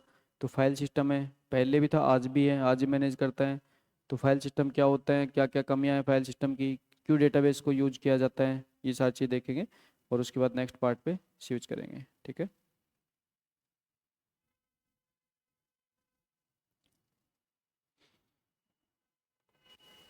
ओके, तो जितने भी स्टूडेंट ऑनलाइन जुड़े हुए हैं वो सारे, भाई आपके जस्ट 5 मिनट का ब्रेक होगा, उसके बाद नेक्स्ट क्लास स्टार्ट हो जाएगी, ठीक है। तो नेक्स्ट आपकी क्लास किसकी आज, एक तो नंबर सिस्टम क्लास है और एक आपकी प्रोग्रामिंग फंडामेंटल की क्लास भी आज है, ठीक है। तो नेक्स्ट आपकी क्लास स्टार्ट हो जाएगी, तो एक बार नोट डाउन कर लीजिए। उसके बाद में आपकी नेक्स्ट क्लास स्टार्ट हो जाएगी। और साथ में जो जितने भी ऑनलाइन स्टूडेंट हैं जिन्होंने भाई ऑफलाइन की फीस जमा कर रखी है, तो ऑफलाइन आ जाओगे ना। कुछ काफ़ी स्टूडेंट ऐसे हैं जिन्होंने ऑनलाइन मतलब ऑफलाइन की फीस जमा करवाई है, तो 2-4 दिन डिले से आएंगे, तो 3 दिन आपका छुट्टी आ रही है, 19, 20, 21 छुट्टी आ रही है, तो 22 से आप कंटिन्यू ऑफलाइन ज्वाइन करके ही आप अपना आगे के लिए प्रोसेस करो, क्योंकि हम्म देखो, ऑपरेशन करते समय डेटा को पहचानता कैसे है भाई, सीधी सी बात है, सॉफ्टवेयर है। तो इसके पास सारी की सारी वो कैपेसिटी होती है, ठीक है, सारी की सारी कैपेसिटी होती है, उस कैपेसिटी से सारे के सारे काम करता है। ओके, क्योंकि एक सॉफ्टवेयर है। तो जो ऑनलाइन स्टूडेंट है वो भी आप ऑफलाइन आ जाओ, और जो स्टूडेंट नए, जैसे जो भी आप स्टूडेंट भी जुड़ना चाहते हो ऑफलाइन बैच से, तो मोस्ट वेलकम, आप ऑफलाइन बैच में आओ, क्योंकि अच्छा एनवायरनमेंट साथ आप स्टडी कर पाओगे, एक अच्छा ग्रुप बन जाएगा। और फाउंडेशन बैच है, तो फाउंडेशन बैच में हम भी आपकी मतलब है ना कि परफेक्ट, वो होता है ना कि परफेक्ट डिलीवरी होती है हर मैटर की, वो दे पाएंगे हम आपको। Okay, thank you, take care, है ना।